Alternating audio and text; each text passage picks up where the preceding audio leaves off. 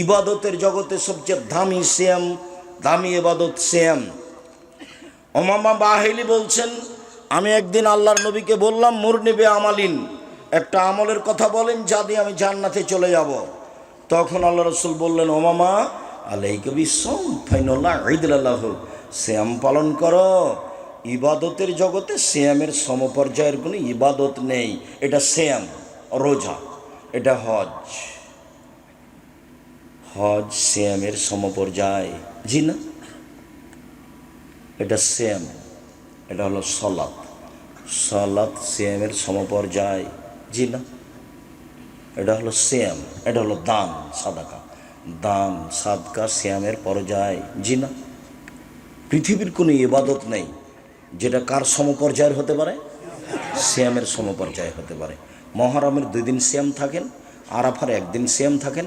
আর সারা বছর সিয়াম পালনের 2টা পদ্ধতি শুনে যান, একটা সহজ, একটা একটু ভারী। প্রত্যেক মাসে 3 দিন থাকবেন আর রমাজান থাকবেন, সারা বছর সিয়াম পালনের নেকি হবে। প্রত্যেক মাসে 13, 14, 15, 3 দিন। আর হাইজের কারণে যদি মহিলাদের কোনো সমস্যা ঘটায় তাহলে মাসে 1 দিন করলেই হলো। আরবি মাসে তাতে 15, 20 চলে যাক, 17, 18, 22, 24 চলে যাক, তাতে আসে যায় না। মাসে 3টে আর রমাজান, তাহলে আপনি কি পাবেন? সারা বছর সিয়াম পালনের। আর একটা পদ্ধতি, এটা হলো সহজ, শাওয়ালের 6টা আর রমাজান। শাওয়ালের কয়টা? 6টা। যাদের হাইজের কারণে রমাজানের রোজা ছুটে গেছে তাকে আগে ফরজটা করতে হবে, এই কথা বাতিল। ওর যে হাইজের কারণে রমাজানের ফরজটা ছুটে গেছে, ও যেদিন পারবে সেদিন করবে, 2 বছর 6 মাস পরে, সেটা তার জন্য আল্লাহর রাসূল অনুমতি দিয়ে দিয়েছে। কিন্তু শাওয়াল পার হয়ে গেলে এগুলো আর করা যাবে না। অতএব পুরুষ নারী সময় খুব চেষ্টা করে থাকবে শাওয়ালের 6টা। ইবাদতের জগতে সবচেয়ে দামি ইবাদত হলো সিয়াম। সিয়াম মানে রোজা, আমরা যেটা বলি। আর আমি সাধারণত রোজা শব্দ ব্যবহার করি না, এই জন্য যে রোজা মানে হলো উপবাস থাকা, আর সিয়াম মানে হলো বিরত থাকা। ফজরের আজান থেকে নিয়ে সূর্য ডুবা পর্যন্ত খাওয়া পান করা, যাবতীয় অপছন্দ কথা ও কর্ম, স্ত্রী মিলন, এগুলি থেকে বিরত থাকার নাম হলো সিয়াম। অবশ্যই রোজা আর সিয়াম এক নয়, যদিও আমরা রোজা বলেই বুঝে থাকি সিয়ামকে। সম্মানিত দিনী ভাই বোন, অপছন্দ কথা কর্মের সাথে জড়িয়ে থাকলে মানুষ সিয়াম থাকে না, মানুষ তখন রোজা থাকে, উপবাস থাকা, তখন আর নেকি হয় না, তখন শুধুমাত্র না খেয়ে থাকা হয়। বলছিলাম, ইবাদতের জগতে সবচেয়ে দামি ইবাদত হলো সিয়াম। কয়েকটা প্রমাণ পেশ করি। তার 1 নম্বর প্রমাণ হলো, সব ইবাদতের নেকি আল্লাহ ফেরেশতা দিয়ে দিতে বলবেন। হজ আল্লাহ বলবেন ফেরেশতাকে নেকি লিখে দাও। সালাত আল্লাহ বলবেন ফেরেশতাকে নেকি লিখে দাও। দান খায়রাত, তাসবিহ, তাহলিল, জিকির, আজকার আল্লাহ ফেরেশতাকে বলবেন নেকি লিখে দাও। তবে সিয়াম আল্লাহ তাআলা বলেন ফাইনাহু লি ওয়া আনা আজিজু বিহি, সিয়াম আমার ব্যাপার, প্রতিদান আমি দিব। সিয়াম থেকে কিন্তু 200, 400, 500 নেকি পাওয়া যায় না। আর সিয়ামের ফলাফল এরকম নয়। আল্লাহ রাসূল বলছেন, মান সামা ইয়াওমান ফি সাবিলিল্লাহ বা'দাল্লাহু আজওয়ান নারি সাবিনা খরিফা। কেউ যদি আল্লাহকে সন্তুষ্ট করার জন্য 1 দিন সিয়াম থাকে, তাহলে তাকে আল্লাহ জাহান্নাম থেকে 70 বছরের পর দূরে সরিয়ে দেবেন। ও যে সিয়াম পালন করে নেকি পেল, এ কথা নাই। সিয়াম পালন করে যে তার অতীতের পাপ ক্ষমা হয়ে গেল, এ কথা নেই। আবার বলছেন, কে যদি 1 দিন সিয়াম পালন করে তাহলে তাকে জাহান্নাম থেকে 100 বছরের পর দূরে সরিয়ে দেওয়া হবে। আবার বলছেন, কে যদি সিয়াম পালন করে তো জাআলা বাইনাহু ওয়া বাইনান নারি কামা বাইনাস সামাই ওয়াল আরজ, তার মাঝে এবং জাহান্নামের মাঝে 500 বছরের পথ ব্যবধান করা হবে। সব মিলে কি নেকি মনে হলো না জান্নাত মনে হলো? জান্নাত। সিয়ামের বিনিময়ে আল্লাহ তাআলা নিজে হাতে দিবেন, কোনো ফেরেশতাকে দিতে দিবেন না। যার কারণেই ইবাদতের জগতে সবচেয়ে ভিন্ন ধরনের ইবাদত হলো সিয়াম। এর কারোর সাথে মিল নেই। সাহল ইবনে সাদ রাদিয়াল্লাহু তাআলা আনহু বলেন, আল্লাহর নবী বলেছেন, জান্নাতের দরজা 8টি, জাহান্নামের দরজা 7টা, আর জান্নাতের 8টা। তো যখন মানুষ জান্নাতে ঢুকবে তখন সব দরজা থেকেই ফেরেশতারা ডাকবেন, যারা হজ করেছেন এ দরজা দিয়ে আসেন, যারা সিয়াম পালন করেছেন এ দরজা দিয়ে আসেন, যারা দান করেছেন এ দরজা দিয়ে আসেন, যারা সালাত আদায় করেছেন এ দরজা দিয়ে আসেন। তো আল্লাহ রাসূল বললেন, সিয়াম পালনকারীর শেষ ব্যক্তি এই যা দাখালা কিরো মুগলেকা, সিয়াম পালনকারীর শেষ ব্যক্তি দরজা দিয়ে ঢুকে গেলে এই দরজাটা বন্ধ করে দেওয়া হবে, তখন অন্য দরজা খোলা থাকবে। তার মানে হজ পালনকারী দানের দরজা দিয়ে ঢুকতে পাবে, দানকারী হজ পালনকারীদের দরজা দিয়ে ঢুকতে পাবে, কিন্তু সিয়াম ছাড়া এই দরজা দিয়ে কেউ ঢুকতে পাবে না।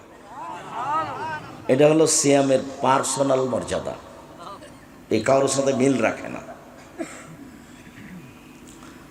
সম্মানিত দিনী ভাই বোন, সিয়াম বিচারের মাঠে মানুষের পক্ষে কথা বলবে। অবশ্য মানুষের পক্ষে কথা বলবে বিচারের মাঠে 4টে জিনিস: 1 সিয়াম, 2 কোরআন, 3 কালো পাথর হাজরে আসওয়াদ, 4 আঙ্গুল। মানুষ যদি আঙ্গুলে তাসবিহ গণনা করে তাহলে বিচারের মাঠে আঙ্গুল তার পক্ষে কথা বলবে, আল্লাহ এ আমাকে দিয়ে তাসবিহ গণনা করেছে, তুমি একে জান্নাতে দাও। তাসবিহ দানা দিয়ে তাসবিহ গণনা করলে এই সুযোগ হবে না, 1000 দানা হলে হবে না, পাগড়ি 22 হাতের হলে হবে না, জুব্বা হলে হবে না, কিছুই না। একটা মানুষের কথা দিয়ে ধর্ম চলে, যার নাম মুহাম্মদ সাল্লাল্লাহু আলাইহি সাল্লাম। পৃথিবীর কোনো মানুষের কোনো দাম নেই।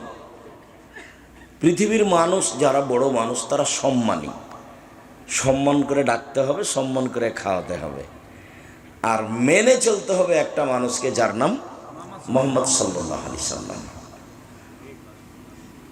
যেভাবে পানি পান করেছেন সেভাবে করতে হবে, বলে ডান হাতে ধরেছেন তো ডান হাতে ধরতে হবে, বসে পান করেছেন তো বসে করতে হবে, বলে 3 শ্বাসে করেছেন তো 3 শ্বাসে করতে হবে, বলে পান শেষে আলহামদুলিল্লাহ বলেছেন তো আলহামদুলিল্লাহ বলতে হবে।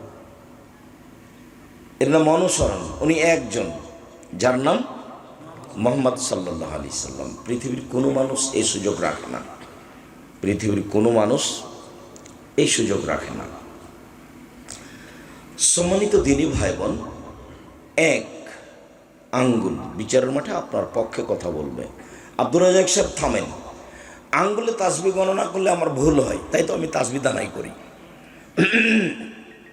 এখন থেকে মরা পর্যন্ত যদি একদিনও ঠিক না হয় তবুও নেকি হবে, এটাই পথ। আর তাসবিহ দানা দিয়ে গণনা করলে ওটা রাসূলের পথ নয়। মর্মে অযথা অজুহাত দাঁড় করে কোনো লাভ নেই। এর নাম শরীয়ত, কারো ভালো মন্দ দিয়ে চলে না। 2 কোরআন তেলাওয়াত, অভ্যাসে হতে হবে কোরআন পড়া। অন্তত নিচে নামতে নামতে বলা হয়েছে সূরা ইখলাস 3 বার। 3 কালো পাথর। টাকা যদি হজ করতে গিয়ে বৈধ হয় তাহলে কালো পাথরে যে চুমা দিয়েছে, চুমা তো দিতে পারিনি, দূর থেকে বলেছে লাব্বাইক আল্লাহু আকবার দিয়ে হাতে ইশারা করেছে, এটাই চুমা দেওয়া। আল্লাহু আকবার, এটাই চুমা দেওয়া। যদি টাকা বৈধ হয় তাহলে কালো পাথর বিচারের মাঠে আপনার পক্ষে কথা বলবে। এই কথা মুহাম্মদ সাল্লাল্লাহু আলাইহি সাল্লাম বলেন। তিনি বলেন সিয়াম কথা বলবে মানুষের পক্ষে।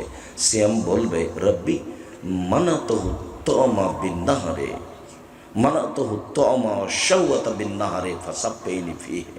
প্রতিপালক, এই লোকটাকে আমি দিনে 2টা কাজ করতে দিইনি।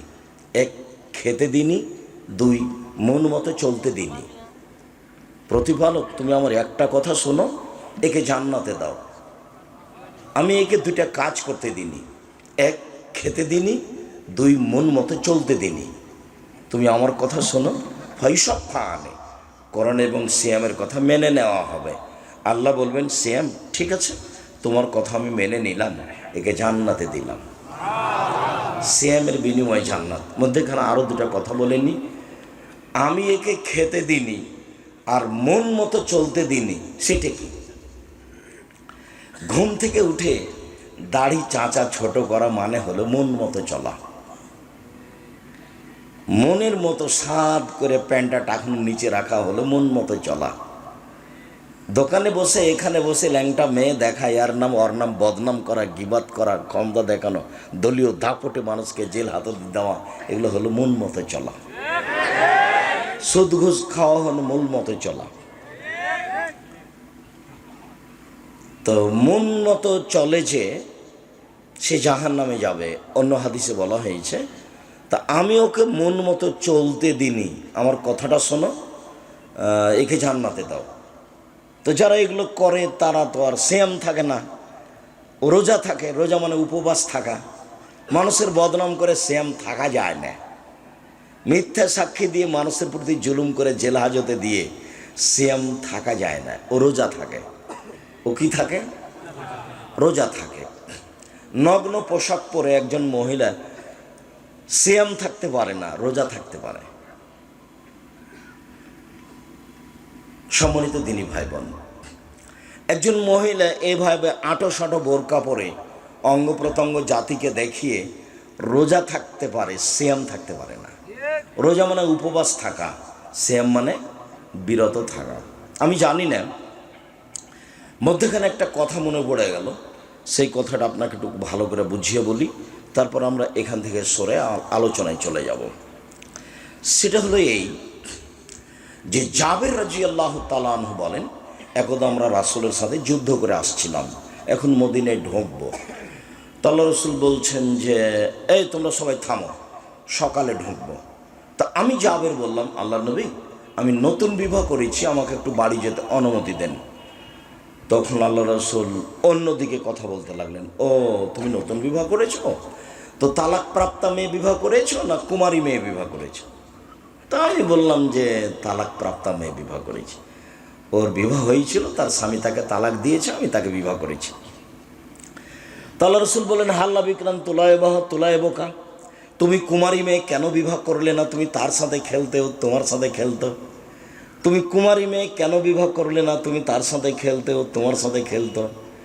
এইগুলো যখন আল্লাহ রাসূল বললেন, তখন জাবের বলছেন, আল্লাহ নবী শোনেন, আমার আব্বা উহুদের যুদ্ধে শহীদ হয়েছেন 9 জন মেয়ে রেখে, আমার 9 জন বোন আছে। আকরাফান উজাব্বিজা মিথলাহুন্না, আমার বোনদের সমবয়সের কম বয়সের মেয়েকে আমি বিবাহ করা পছন্দ করিনি 4টা কারণে। আল্লাহ রাসূল শোনেন, আমার আব্বা উহুদের যুদ্ধে শহীদ হয়েছেন 9 জন মেয়ে রেখে, আমার 9 জন বোন আছে। তো আমার বোনদের সমবয়সের মেয়েকে আমি বিবাহ করা পছন্দ করিনি 4টা কারণে। এক, লেতুয়াল্লে মহন্না, আমার স্ত্রী আমার বোনদেরকে বিদ্যা শিখিয়ে দিবে। তো কম বয়সের হলে এটা পারবে না, একটু বয়স লাগবে, বুদ্ধি লাগবে, হুঁশ বুদ্ধি লাগবে। এই জন্য আমি কুমারী মেয়েকে বিবাহ করিনি। 2, বলে তুয়াদ্দে বাহন্না, আমার স্ত্রী আমার বোনদেরকে শিষ্টাচার শিখিয়ে দিবে। শিষ্টাচার, কম বয়সের মেয়ে হলে এগুলো পারবে না, সেই জন্য আমি একটু বয়সের মেয়ে, তালাক প্রাপ্তা মেয়েকে বিবাহ করেছি। 3, বলে তুরাজ্জিলাহুন্না, আমার স্ত্রী আমার বোনদের মাথার চুল চিরুনি করে সাজগোজ করে রাখবে। কম বয়সের মেয়ে হলে এগুলো করতে পারবে না, এই জন্য আমি বেশি বয়সের মেয়ে বিবাহ করেছি। 4, বলে তাকুমা আলাইহিন্না, আমার স্ত্রী আমার বোনদেরকে পাহারা দিবে। আমার স্ত্রী আমার বোনদের পাহারাদার। এই কথাটা এই পর্যন্ত বলে আপনাকে আমি বলতে চাইলাম, ওই যে কথাটা এসেছিল ফ্যাশন বোরকা পরে, আঁটো সাঁটো কাপড় পরে যারা থাকছে মেয়ে মানুষ, তারা রোজা থাকে, সিয়াম থাকে না। ওই কথাটা বলতে গিয়ে চট করে এটা মনে পড়েছে। তো এখন আপনার মেয়েটার নখ বড় আছে, নখে মেহেদি দেওয়া নেই, নেইল পালিশ দেওয়া আছে, তো এখন কি আপনি চাচা ওর না পিতে? আপনার স্ত্রী কি ওর সৎ মা না আসলেই মা? যদি মা হয় তাহলে তো পাহারাদার। মা হলে কয়টা জিনিস লাগবে? চারটে। এক, শিক্ষা দিতে হবে। দুই, শিষ্টাচার শিখাতে হবে। তিন, সাজগোজ করে রাখতে হবে। চার, পাহারা দিতে হবে। তো আপনার মেয়ের নখ যদি বড় থাকে আর যদি নখে নেল পালিশ থাকে, তাহলে হয় আপনার স্ত্রী তার খালা, না হয় তার সৎমা। মা হিসেবে দায়িত্ব পালন করেনি, মা তো ভিন্ন জিনিস। আর আপনি স্বামী হিসেবে দায়িত্ব পালন করেনি, আপনি রাসূলের কথা মানেন না। আল্লাহ রাসূল বলছেন, ইয়া মাশারা শাবাব মান ইসতাতা মিনকুমুল বাত ফালিয়াতাজাওয়াজ। এই যুবক শোনো, যাদের তোমার ক্ষমতা আছে সে যেন বিবাহ করে। ক্ষমতা, ক্ষমতা কি জিনিস? এক, মোহর দেওয়ার ক্ষমতা। দুই, শারীরিক ক্ষমতা। তিন, কন্ট্রোল ক্ষমতা। ওকে আয়ত্তে রাখতে হবে। তখন আপনার বউ আপনার আয়ত্তে থাকে নাকি? কাপুরুষে দিন কাটায় লাভ নেই। পুরুষের মতো পুরুষ হতে হবে। এক, কোথায় গেছিলে? এভাবে দাঁত খুলে দেবে একবারে। এর নাম স্বামী। স্বামী হলে স্বামী হতে হবে। ও হলো মালিক, ও হলো দায়িত্বশীল। কাপুরুষের পরিচয় দিয়ে আর একজনের বদনাম করে সরকারের নাম উল্লেখ করে নিজের কোনো লাভ নেই। আপনি আপনারটা দেখবেন।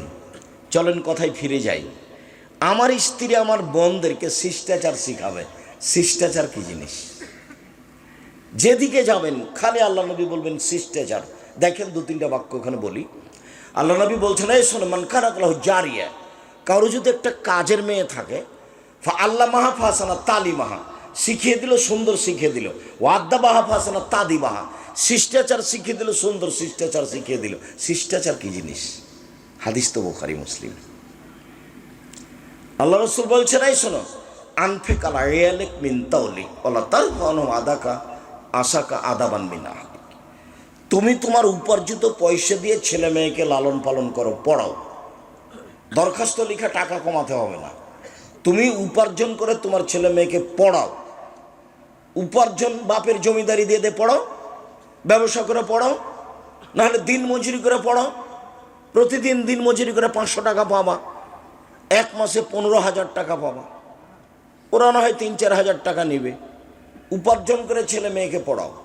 যদি দিন মজুরি করে না পারো তাহলে ভিক্ষা করে পড়াও। মানুষের উপার্জনের শেষ পথ কি? ভিক্ষা। ভিক্ষা বাপে করবে, ছেলে পড়াশোনা করবে। ছেলে মেয়েকে পড়াশোনা করার বাপের শেষ পথ কি? ভিক্ষা করা। এটা তার জিম্মেদারি, করতেই হবে। এটা তার জিম্মেদারি, জরুরিভাবে। আল্লাহ রাসূল পরের বাক্যে বললেন যে তুমি শিষ্টাচারের লাঠি উঠিয়ে নিও না পরিবার হতে, মানে শক্তভাবে শিষ্টাচার বাস্তবায়ন করো। শিষ্টাচার কি জিনিস? আল্লাহ রাসূল বললেন, মান ওয়ালাদালাহু ওয়ালাদান ফালিহুসিন ইসমাহু আদাবাহু, কারো যদি ছেলে মেয়ে জন্ম নেই সে যেন একটা সুন্দর নাম রাখে, শিষ্টাচার শিখিয়ে দেয়। শিষ্টাচার কি জিনিস? আল্লাহ রাসূল বললেন, মান কানা লাহু সালাসা বানাত, কারো যদি 3টা মেয়ে থাকে, ফা আল্লামাহুন্না, তাকে বিদ্যা শিখালো, ও আদাবাহুন্না, তাকে শিষ্টাচার শিখালো, অসাকাহুন্না, তাকে পান করালো, অকাসাহুন্না, তার কাপড় চোপড়ের ব্যবস্থা করলো, তাহলে কন্যা হেজাবান মিনান্নারে হেজাবান নার ইয়াউমাল কিয়ামা, বিচারের মাঠে ওর মেয়ে ওকে বাঁচানোর জন্য অন্তরাল হয়ে যাবে। ওদিকে থাকবে জাহান্নাম আর এদিকে থাকবে ওর বাপ, আর মধ্যে থাকবে মেয়েরা। আগে বাপের জান্নাত ঘোষণা হবে, তারপরে সরবে। মধ্যে কে আছে? মেয়েরা। এদিকে কে আছে? বাপ। আর ওদিকে কি আছে? জাহান্নাম। তবে 10টা ছেলেকে পড়াই 1 পয়সা লাভ হবে, এই কথা আল্লাহ নবী বলেননি। 10টা ছেলেকে যদি মাস্টার ডিগ্রি পাস করায় বাপ, তাহলে বাপের 1 পয়সা লাভ হবে, এই কথা আল্লাহ নবী বলেননি। তবে ছেলেকে পড়াবে কেন? জন্ম দিয়েছে এই জন্য। লাভ সব মেয়েদেরকে, সব মেয়েদের আলোচনা। কেন? ইহুদিরা মেয়েদের দাম দেয়নি। ওরা বলেছে ওটা হলো মনোরঞ্জনের জিনিস। 30, 40, 50 বছর পর্যন্ত জেনা করতে হবে ওর সাথে, তারপরে বিবাহ করতে হবে, 2-1টা ছেলে মেয়ে হবে, তারপর ওকে বৃদ্ধাশ্রমে দিয়ে দিতে হবে। ও পশু প্রাণীর মতো। খ্রিস্টানেরা তার 5 পয়সা দাম দেয়নি, বলেছে এ হলো উপভোগের জিনিস। আবার বলেছে যদি এদের ঋতু হয়, হাইজ হয়, ছি ছি ছি, ওকে বাড়ির পিছন দিকে রেখে আসো, চাঁপাইনবাবগঞ্জের ভাষাতে ছাই তোলা প্লেট দিয়ে ওকে ভাত দাও। প্লেটে ছাই তোলা প্লেট বুঝেন? ছাই উঠানোর জন্য যে ভাঙা প্লেটটা ব্যবহার করে। ময়লাযুক্ত ক্লাসে গ্লাস ওকে পানি দাও। কেন? ওর হাইজ হয়েছে, ওর সাথে খাওয়া হবে না, ওর সাথে থাকা হবে না। ইহুদি খ্রিস্টান এরকম দেখিয়েছে। আর জাহেলিয়াতের যুগে মেয়েদেরকে মাটিতে পুঁতে দেওয়া হতো, ওরাও দাম দেয়নি, ইহুদিরা দেয় না, খ্রিস্টানরা দেয় না, হিন্দুরা আজও দেয়নি, কোনোদিন দেয়নি, কিয়ামত পর্যন্ত দেবে না। হিন্দুরা মেয়েদেরকে জমি দেয় না, হিন্দুরা মেয়েদেরকে জমি দেয় না। বিবাহের দিন শেষ করেছে সব, কলার গাছের চতুর্দিক দিয়ে ঘুরিয়ে কাজ শেষ করেছে, জমি জায়গা নেই। সব দাম দিয়েছে কোরআন, সব সম্মান দিয়েছে আল্লাহ, সব সম্মান দিয়েছেন মোহাম্মদ সাল্লাল্লাহু আলাইহি সাল্লাম। সম্মান দিতে দিতে দিতে দিতে এই পর্যায়ে দিয়েছেন, বলছেন আর দুনিয়া কুল্লু হমাতা খায়ের মাতার দিন আল মারাত সালা, সব পৃথিবী, গোটা পৃথিবী সম্পদ, পৃথিবীর সবচেয়ে দামি সম্পদ মহিলা, গোটা পৃথিবী সম্পদ, সবচেয়ে দামি সম্পদ ভালো মহিলা। আমরা বলছেন সুখময় জীবনের জন্য 4টা জিনিস লাগে, তার 1 নম্বরে আলমারাতু সলেহা, ভালো মহিলা। আবার বলছেন মহিলা যদি 4টা কাজ করে জান্নাতের সব দরজা খোলা। পুরুষ 4টা কাজ করে জান্নাত পাবে না, এই সুযোগ পুরুষের নেই। 1 5 ওয়াক্ত সালাত, 2 রমজানের সিয়াম, 3 স্বামীকে মেনে চলা, 4 জেনায় লিপ্ত না হওয়া, জান্নাতের সব দরজা খোলা। কে যদি 3টা মেয়ে লালন পালন করে তাহলে ওর মেয়েরা ওকে জাহান্নামে যেতে দিবে না, না করে দিবে। মেয়েরা বলবে না, হবে না, আগে জান্নাত তারপরে আমরা। যেমন ছোট অবস্থায় কোনো ছেলে মেয়ে যদি মারা যায় আপনার, তাহলে আপনার জান্নাত ঘোষণা না হওয়া পর্যন্ত ওরা আপনার পাশ থেকে সরবে না। তো ছেলে মেয়েতে একটা, কয়টা মরে কয়টা থাকে, 10-12টা হলে 2-4টা মরতো, 2-4টা থাকতো। সব ইহুদি খ্রিস্টানরা এদেরকে পাগল বানাচ্ছে। এগুলো বিষয়ে বক্তব্য শুনলে আব্দুল্লাহর বক্তব্যে ফিরে যেতে হবে। সম্মানিত দিনী ভাই বোন, বলছিলাম শিষ্টাচার কি জিনিস, সব জায়গায় কেন শিষ্টাচার। 4টা কারণে আমি কম বয়সের মেয়ে বিবাহ করিনি। 1 শিক্ষা দিবে, 2 শিষ্টাচার শিখাবে, 3 সাজগোজ করে রাখবে, 4 পাহারা দিবে। আপনার মেয়েটা স্কিন পায়জামা পরে হাটে বাজারে যায়, যেটা পায়ের সাথে লেগে আছে, গায়ের সাথে লেগে আছে, আপনার চোখে পড়ে না, আপনার একটু লজ্জা হয় না, আপনার একটু সায়া হয় না, আপনার স্ত্রী দেখে না, ও হস্তিনী বউ, ওকে তালাক দিতে হবে, ওই বউকে তালাক দিতে হবে। আমি তালাক দিতে আদেশ করিনি, আমার পরামর্শ। তবে এটা বউ নয়, এ কথাই ঠিক। ও ছেলে মেয়েকে লালন পালন করা জানে না, ওর বাপে বিবাহ দিয়েছে, স্বামীর কাছে গেছে, সেই জন্য বাচ্চা হয়ে গেছে। আসলে ও মা, এ কথা তার জানা নাই। এই ছেলে, মা হলে কয়টা জিনিস লাগবে মনে করে যাওয়া এখান থেকে, তোমার কিছু না কিছু আমি উপকার করবই করবো ইনশাল্লাহ। বক্তব্যের সাথে ফাঁকি দিও না, মুনাফিকি করো না, মুনাফিকি করে কোনো লাভ নাই। তোমার প্যান্টটা যদি টাকনোর নিচে থাকে, তোমার বোনের যদি পায়জামাটা স্কিন হয়, গায়ে লেগে থাকে, তুমি তোমার মাকে কালকে বলিও, আম্মা আপনাকে আব্দুর রাজ্জাক সাহেব খালা বলে ডাকতে বলেছে, খালা কেমন আছে? আম্মা আপনাকে আব্দুর রাজ্জাক সাহেব বলে গেছেন সৎমা বলে ডাকতে, সৎমা কেমন আছেন? আসসালামু আলাইকুম, সৎমা কেমন আছে? মা হলে কি করতে হবে? শিক্ষা দিতে হবে। সব শিক্ষা একরকম নয়, শিষ্টাচার শিখাতে হবে। সব শিষ্টাচার একরকম নয়। মোবাইলটা রিং হচ্ছে, অন করে দে হ্যালো, এটা একটা শিষ্টাচার। অন করে দে আসসালামু আলাইকুম, এটা একটা শিষ্টাচার। দুটো এক নয়। 1 গ্লাস পানি আপনি আমাকে দিলেন, আমি বললাম থ্যাংক ইউ, আপনি আরেকজন মৌলানা সাহেবকে দিলেন, মৌলানা সাহেব বলেন জাজাকাল্লাহ খায়ের, দুটাই শিষ্টাচার, দুটো এক নয়। দাম আছে শিষ্টাচারের। ভাত দাবাহ ভাসানা তাদি বাহা, শিষ্টাচার শিখিয়ে দিল, সুন্দর শিষ্টাচার শিখিয়ে দিল। আমি লন্ডন সফরে সাউথ হলে জুমার খুতবা দিয়ে নিচে নামছি, তাই এটা হলো দৌড়িয়ে এসে বাচ্চা নিয়ে এসে বলছে একটু দোয়া করে দেন, একটু দোয়া করে দেন। তো আমি মাথায় হাত দিয়ে দোয়া করতে দেখছি মাথার চুল বাম দিকতে এইভাবে কাটা আছে, 3টে কেঁচি মারা আছে। তা আমি বললাম যে ওর মা মনে হয় চুল ছাড়তে জানে, দিচ্ছিল, ছেলে দিচ্ছিল, এরকম হয়ে গেছে। ছেলে মনে হয় দিচ্ছে না। ওই আবদুল্লার ছেলে আছে মোহাম্মদ, ওকে যদি নাপিতের কাছে নিয়ে যাওয়া হয় তো খালি হইচই লাগিয়ে দেয়, না না আমার দাদি, আমার দাদি, আমার দাদি। ওর দাদিকে চুল ছেড়ে দিতে হবে। তা এরকমই কিছু হবে।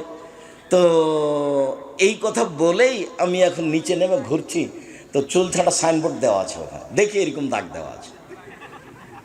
তা আমি বললাম, জনাব, লন্ডনে এসেছি উপার্জন করে খেতে, আদর্শ বিক্রি করতে আসিনি। এখানে বহু ছেলে দেখবেন মাথার চুল ওপরে আছে, শুধু খালি সব জিনিস কাটা আছে, ওটা খেলোয়াড়ের। তুমি কখন কখন ইহুদি হয়ে গেছে গো, তোমার মা দেখে না? এই ছেলে, তোমার বাপ নেই? তোমার বাপকে চাচা বলে ডাকো। এই ছেলে, তোমার বাপকে চাচা বলে ডাকবা। আব্দুল রাজ্জাক সাহেব বলে গেছে, বাপ হলে বাপ হতে হবে। শত হাদিস আছে এই ব্যাপারে, বাপ হলে বাপ হতে হবে।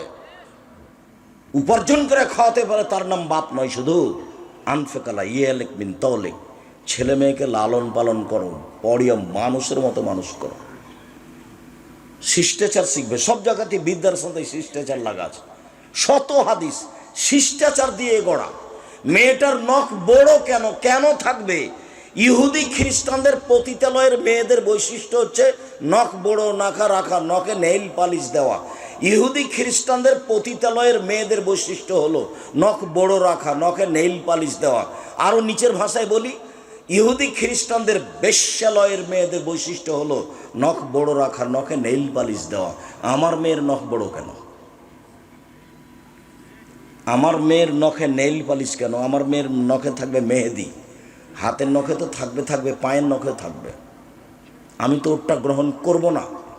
আমি মুসলিম চির রণবীর, মরণকে করি না ভয়, মরলে শহীদ বাঁচলে গাজী, আমার উভয় সমান, মরলো জান্নাতি বাঁচলো জান্নাতি।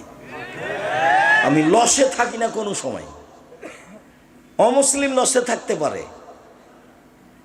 ওর ফলাফল ভালো নয়, ওর দাড়ি পাল্লা হবে না বিচারের মাঠে। হিন্দুদের দাড়ি পাল্লা হবে না বিচারের মাঠে, ইহুদির হবে না, খ্রিস্টানের হবে না। যারা আকিদায় মায়ের খেয়েছে, শিয়া কাদিয়ানি, এদেরও হবে না। ফাইউ খাজবিন নামাসিওয়াল একদম, ওদের মাথা এবং পা ধরে জাহান্নামে নিক্ষেপ করা হবে। যারা মোমেন পুরুষ নারী পাপ করেছে, নেকি করেছে, তাদের দাড়ি পাল্লা হবে। সবার দাড়ি পাল্লা হবে না। ফলে নকল আমার কেয়ামাতে ওজনা, ওদের কোনো বিচারই নেই, ওদের হিসাব নিকাশ নেই। আপনি মা, আপনি বাপ, দুইজন মিলে স্বামী স্ত্রী মিলে সংসারটা বাস্তবায়ন করেন। আপনার মেয়ের পরনে স্কিন পায়জামা উঠলো কেন? কেন উঠবে? আবার কোনো সময় পায়জামা পরেছে দিচ্ছে এরকম ফাঁকা, আর একজন ঢুকবে। রিক্সায় উঠে যখন, তখন হাঁটু পর্যন্ত উঠে, চোখে পড়ে না? আপনাকে আব্বা বলে ডাকে না? কি বলে আপনার মেয়ে? আপনাকে কি বলে? বলা উচিত, শরম হওয়া দরকার, লজ্জা হওয়া দরকার, হায়া হওয়া দরকার, ইতস্তবোধ হওয়া দরকার, মানবতা থাকা দরকার, বোধোদয় থাকা দরকার, হিতাহিত জ্ঞান থাকা দরকার। শিষ্টাচার কি জিনিস? বাচ্চাটাকে আপনার স্ত্রী পায়জামা পরাচ্ছে, জামা গায়ে দেওয়াচ্ছে, কোন হাতটা আগে ঢোকাবে? ডান হাতটা। প্যান্টটা পরাচ্ছে, কোন পাটা আগে ঢোকাবে? ডান পাটা। শিষ্টাচার। জুতাটা পরাচ্ছে, কোন পায়েটা পরাবে? ডান পায়েটা। বাচ্চাটাকে ঘুমাচ্ছে, কোন কাতে ঘুমাবে? ডান কাতে। বাচ্চাটা পানি খাচ্ছে, কোন হাতে বলবে? ডান হাতে। আপনার স্ত্রী দরজাটা বন্ধ করছে, কিভাবে বলবে? বিসমিল্লাহ। এর নাম শিষ্টাচার। ধর্ম বিক্রি করে এখানে আর একজনের নীতিতে যাচ্ছেন ভুল হিসাবে। 1 মিনিট। আল্লাহ নবী বলছেন, আমার উম্মাত ইহুদি খ্রিস্টানদের সাথে মিশে যাবে নিয়ম নীতিতে, কৃষ্টি কালচারে, চলাফেরাতে এমনভাবে মিশে যাবে। তোমার মাথার চুল তুমি বুঝতে পারো না? 2-4 বছর আগে, 2 বছর আগে এভাবে ছাড়তে? আমার উম্মত ওদের সাথে মিশে যাবে। ডান পায়ের জুতা যেমন বাম পায়ের সমান, চাল চলনে, কথা কাজে, কর্মে। এবার তিনি ভাষাগত নিচে নামতে লাগলেন দুঃখ করে। পৃথিবীর মানুষ শুনে রেখো, আমার উম্মত ইহুদি খ্রিস্টানদের সাথে মিশে যাবে। মিশতে মিশতে ওরা যদি মায়ের সাথে জেনা করে থাকে, আমার উম্মতও মায়ের সাথে জেনা করবে। যার কারণে তো এইভাবে প্যান্ট পরতে, এইভাবে টাই পরতে, এইভাবে নখ কাটতে রাখতে, এইভাবে নেল পালিশ দিতে ভালো লাগে, এইভাবে স্কুল কলেজ চালাতে ভালো লাগে, যার কারণে গুড মর্নিং ভালো লাগে, যার কারণে থ্যাংক ইউ ভালো লাগে। ওর সাথে তো আমার আদর্শের মিল নাই। আল্লাহ নবী বলছেন দিন রাত তার বিরোধিতা করো। সম্মানিত দিনী ভাই বোন, আপনারা স্বামী স্ত্রী দুইজন এমনি সময় কাটাতে পাবেন না। পুরো জীবনটা ছেলে মেয়ে নিয়ে ঘুম থেকে নিয়ে ঘুম ওঠা পর্যন্ত সব রাসূল সাল্লাল্লাহু আলাইহি ওয়াসাল্লামের শিষ্টাচার খুঁজে খুঁজে তলিয়ে তলিয়ে দেখতে হবে। ওদের সাথে মিল খাবে না। ওরা পৃথিবী যখন দখল করে আছে তখন মুহাম্মদ সাল্লাল্লাহু আলাইহি ওয়াসাল্লাম এসেছেন এবং সব নিয়ম নীতি উল্টে দিয়েছে। তো বলছে যে মুহাম্মদ সাল্লাল্লাহু আলাইহি ওয়াসাল্লাম যে আমাদের সবই উল্টিয়ে দিল। আরে পেশাব করলেও ও মহিলাদের মতো করে আর করে পেশাব করে। পেশাবের বলে নিয়ম আছে। পেশাব করতে বসলে দোয়া পড়তে হবে। ডান হাত দিয়ে পবিত্রতা অর্জন করা যাবে না। মুহাম্মদ সাল্লাল্লাহু আলাইহি ওয়াসাল্লাম এত ছোট কথা বলে, ছি, এ কি করে নবী হতে পারে? এত ছোট কথা বলে। সালমান ফার্সি জানো মুহাম্মদ সাল্লাল্লাহু আলাইহি ওয়াসাল্লাম এভাবে পেশাব করা শেখায়, পায়খানা করা শেখায়? জি, আমাদের নবী মুহাম্মদ সাল্লাল্লাহু আলাইহি ওয়াসাল্লাম বলেছেন কেবলামুখী হয়ে পেশাব পায়খানা করা যাবে না। জি, আমাদের নবী মুহাম্মদ সাল্লাল্লাহু আলাইহি ওয়াসাল্লাম বলেছেন বসে পেশাব পায়খানা করতে হবে। জি, আমাদের নবী মুহাম্মদ সাল্লাল্লাহু আলাইহি ওয়াসাল্লাম বলেছেন পেশাব পায়খানার পরে পানি দিয়ে পবিত্রতা অর্জন করতে হবে। জি, আমাদের নবী মুহাম্মদ সাল্লাল্লাহু আলাইহি ওয়াসাল্লাম বলেছেন পেশাব পায়খানা পবিত্রতা অর্জন করার সময় বাম হাত ব্যবহার করতে হবে, ডান হাত নয়। জি, আমাদের নবী মুহাম্মদ সাল্লাল্লাহু আলাইহি ওয়াসাল্লাম বলেছেন লিঙ্গ ধরার সময়, স্পর্শ করার সময় বাম হাত দিয়ে ধরতে হবে, ডান হাত নয়। জি, আমাদের মুহাম্মদ সাল্লাল্লাহু আলাইহি ওয়াসাল্লাম বলেছেন পানি না থাকলে ঢেল, 3টি ঢেল দিয়ে পবিত্রতা অর্জন করতে হবে, টিস্যু পেপার দিয়ে পবিত্রতা অর্জন করতে হবে। জি, আমাদের নবী মুহাম্মদ সাল্লাল্লাহু আলাইহি ওয়াসাল্লাম বলেছেন হাড় দিয়ে পবিত্রতা অর্জন করা যাবে না, কয়লা দিয়ে পবিত্রতা অর্জন করা যাবে না। এক টানা সালমান ফার্সি বলতে লাগলেন পবিত্রতা। ওদের টয়লেটে পানির ব্যবস্থা নেই। ইহুদি খ্রিস্টানদের টয়লেটে পানির ব্যবস্থা নাই, পবিত্রতা লাগবে না, কুকুর প্রিয় মানুষ ওরা। আমি এখন ওই বার্মিংহামের ট্রেন স্টেশনে যাচ্ছি, বলছে সাইদ টয়লেটে যেতে হবে। ওস্তাদজি টয়লেটে যাবেন তো পানির ব্যবস্থা নাই যে? ইন্নালিল্লাহ, কি করতে হবে? মানে টিস্যু ব্যবহার করে পবিত্রতা অর্জন করতে হবে। তুমি ওর সাথ দিয়েছো, তোমার পিঠে তোমার একটা গেঞ্জি আছে, পিছন দিকে 47 লেখা আছে। তোমার গায়ে একটা গেঞ্জি আছে, তার পিছনে 10 লেখা আছে। তোমার 10 দিতে দিতে আমার নামাজ শেষ, এমন বিশাল করে লেখা আছে। এরই নাম হলো ওদের কৃষ্টি কালচার আমাদের ছেলে মেয়ে কি করবে? গ্রহণ করবে।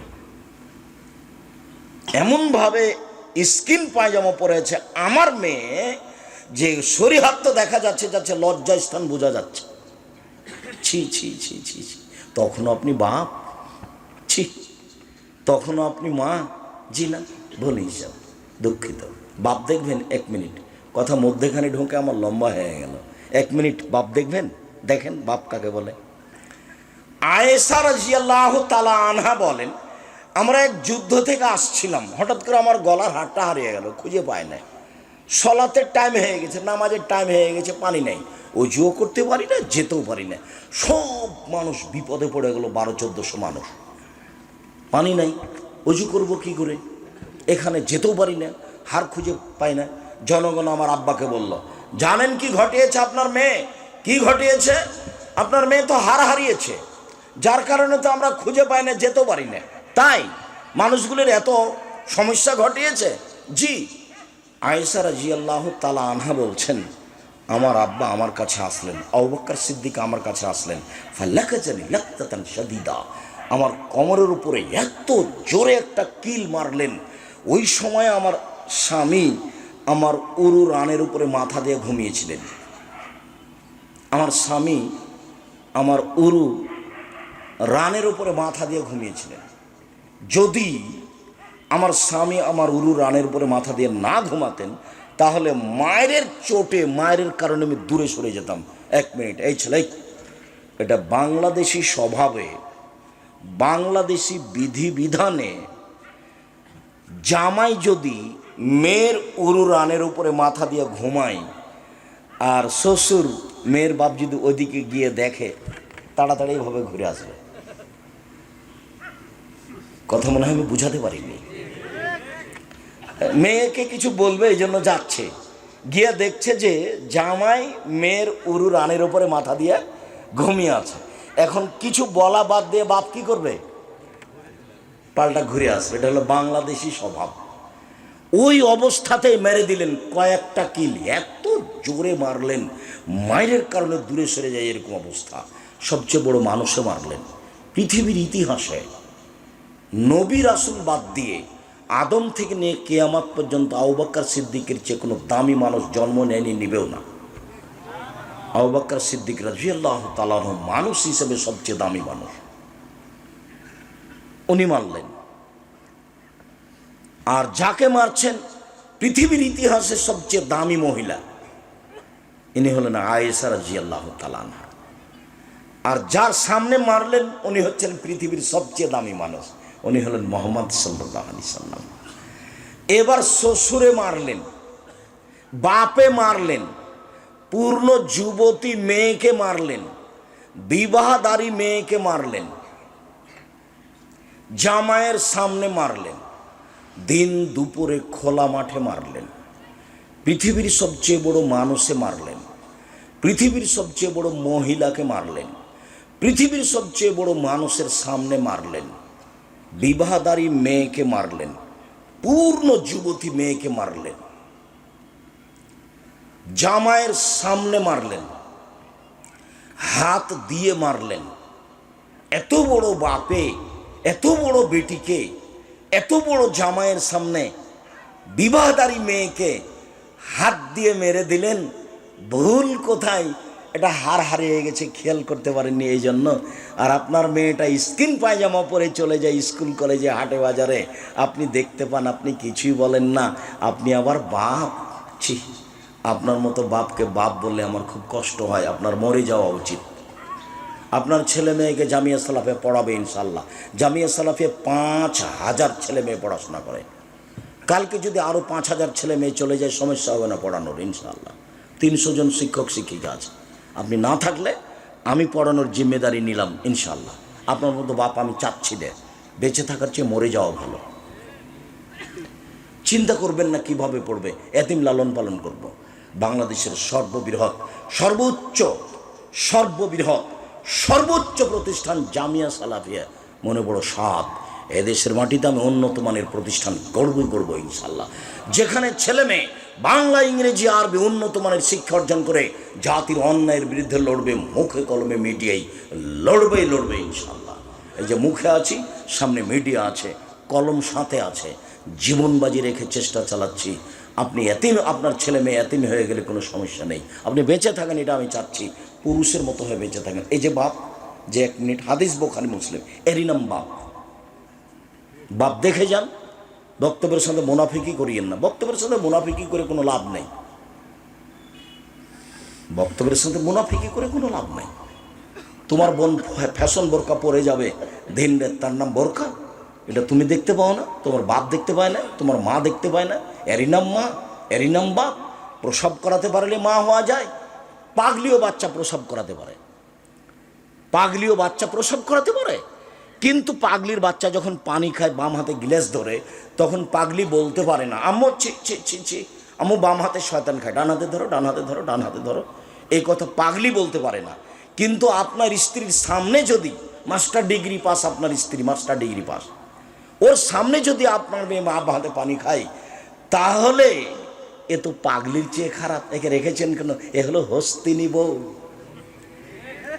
এ মাস্টার ডিগ্রি পাস নয়, এ আপনার পরিবারকে কবর দিতে এসেছে। এ হলো হস্তিনী বউ, এ ভালো বউ নয়। আল্লাহ নবী বলছেন, 4টে জিনিস আছে যার, সুখময় জীবন তার। 4টে জিনিস আছে যার, সুখময় জীবন তার। 1, ভালো স্ত্রী, আমি বলিনি এ কথা। 2 ভালো প্রতিবেশী, 3 একটা ভালো গাড়ি, 4 প্রশস্ত ঘর, এগুলো আমি বলিনি, এগুলো মুহাম্মদ সাল্লাল্লাহু আলাইহি সাল্লাম বলেছেন। আর আপনি বলেন যে আমার বউ ভালো। আপনি শুধু বলতে পারেন যে মাস্টার ডিগ্রি পাস করেছে আর কলেজে পড়াই। হেডমাস্টারকে যে বলে ভাইয়া কেমন আছেন ভাইয়া, হেডমাস্টারকে বলে। আর ব্যাংকে যাই, ব্যাংকে চাকরি করতে যাই, একটু 19-20 হলে ম্যানেজার ধাক্কা মারে, ধমকায়। ওকে তো সৃষ্টি এই জন্য করা হয়নি। আল্লাহ বলছেন অমিন আয়াতিহান খালাকালাকুম মিন আনফুসিকুম আজওয়াজান লিতাসকুনু ইলাইহা। পৃথিবীর মানুষ তোমাদের পাশ থেকে, তোমাদের মধ্যে থেকে তোমাদের স্ত্রীদেরকে সৃষ্টি করেছি, ওখানে তুমি শান্তি পাবা, তৃপ্তি পাবা। এই জন্য ও তোমাকে শান্তি দিবে, ও তোমাকে তৃপ্তি দিবে, ও তোমাকে সন্তান দিবে। এই জন্য আমি তাকে সৃষ্টি করেছি, ব্যাংকের জন্য নয়। সরকারি চাকরি করে পয়সা উপার্জন করবে এই জন্য নয়, পয়সা তুমি উপার্জন করো শান্তি তৃপ্তির জন্য। 24 ঘন্টার মধ্যে চাকরি ছেড়ে দিতে হবে, ওই চাকরির 5 পয়সা দাম নেই। ওই চাকরি দিয়ে আপনার সংসার ধ্বংস হয়েছে, ওই চাকরি দিয়ে আপনার মেয়েটা স্কিন পায়জামা পরতে শিখেছে, ওই চাকরি দিয়ে আপনার মেয়েটা নখ বড় রেখেছে আপনার বউয়ের চাকরির কারণে। আবার আপনার বউ হলো এলাকার চেয়ারম্যান, ভাইয়া আসে চা খেয়ে যাও ভাইয়া, চা খেয়ে যাও ভাইয়া, চেয়ারম্যান মেম্বার। খারাপ লাগে না? আপনার শ্বশুর বলে হাজি, আপনার বাপ নাকি হাজি, খারাপ লাগা তো দরকার। আপনি মুসলমান মনে করেন না নিজেকে?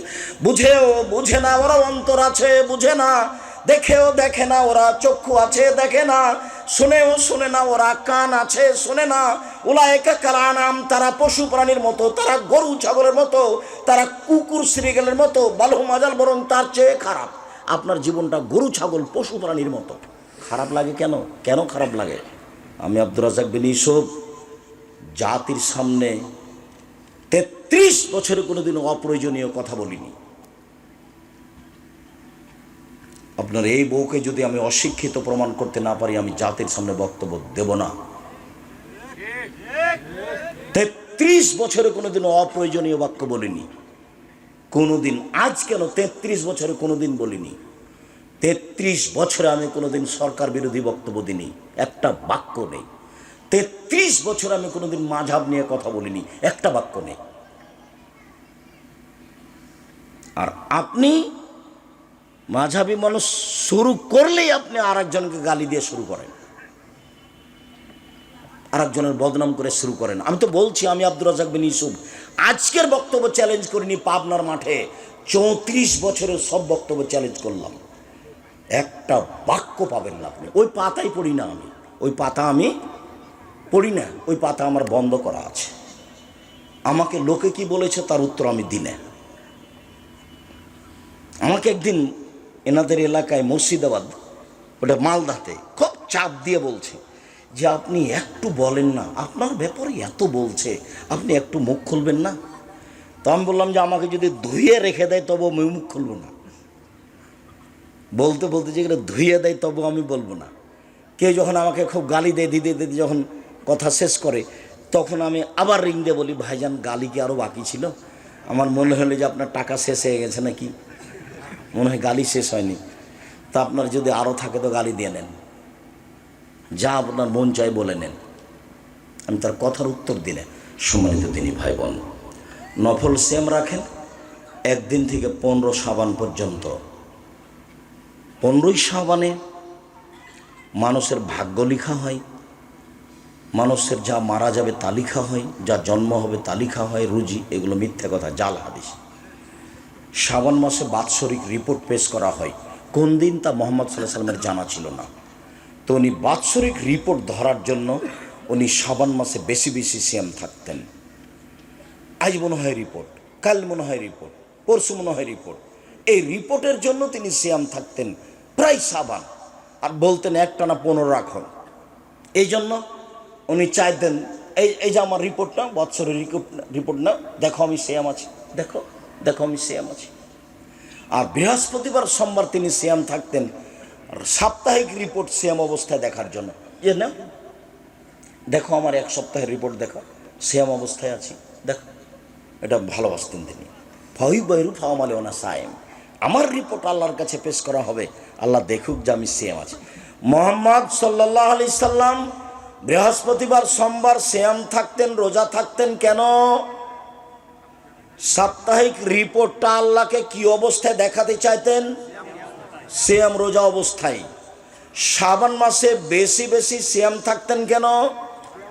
বাৎসরিক রিপোর্ট পেশ করা হয় শাবান মাসে, কোন দিন তার জানা ছিল না, তাই তিনি বেশি বেশি সিয়াম থেকে রিপোর্টটা ধরার চেষ্টা করতেন। দেখো আমার বাৎসরিক রিপোর্ট, আমি সিয়াম অবস্থায় আছি। ইবাদতের জগতে সবচেয়ে দামি সিয়াম, দামি ইবাদত সিয়াম। ওমামা বাহিলি বলছেন, আমি একদিন আল্লাহর নবীকে বললাম, মুরনিবে আমালিন, একটা আমলের কথা বলেন যা দিয়ে আমি জান্নাতে চলে যাব। তখন আল্লাহ রসুল বললেন, ওমামা আলাইকা বিসসাম ফাইনাল্লাহ ঈদুল্লাহ, সিয়াম পালন করো। ইবাদতের জগতে সিয়ামের সমপর্যায়ের কোনো ইবাদত নেই। এটা সিয়াম, রোজা, এটা হজ। হজ সিয়ামের সমপর্যায়, জি না?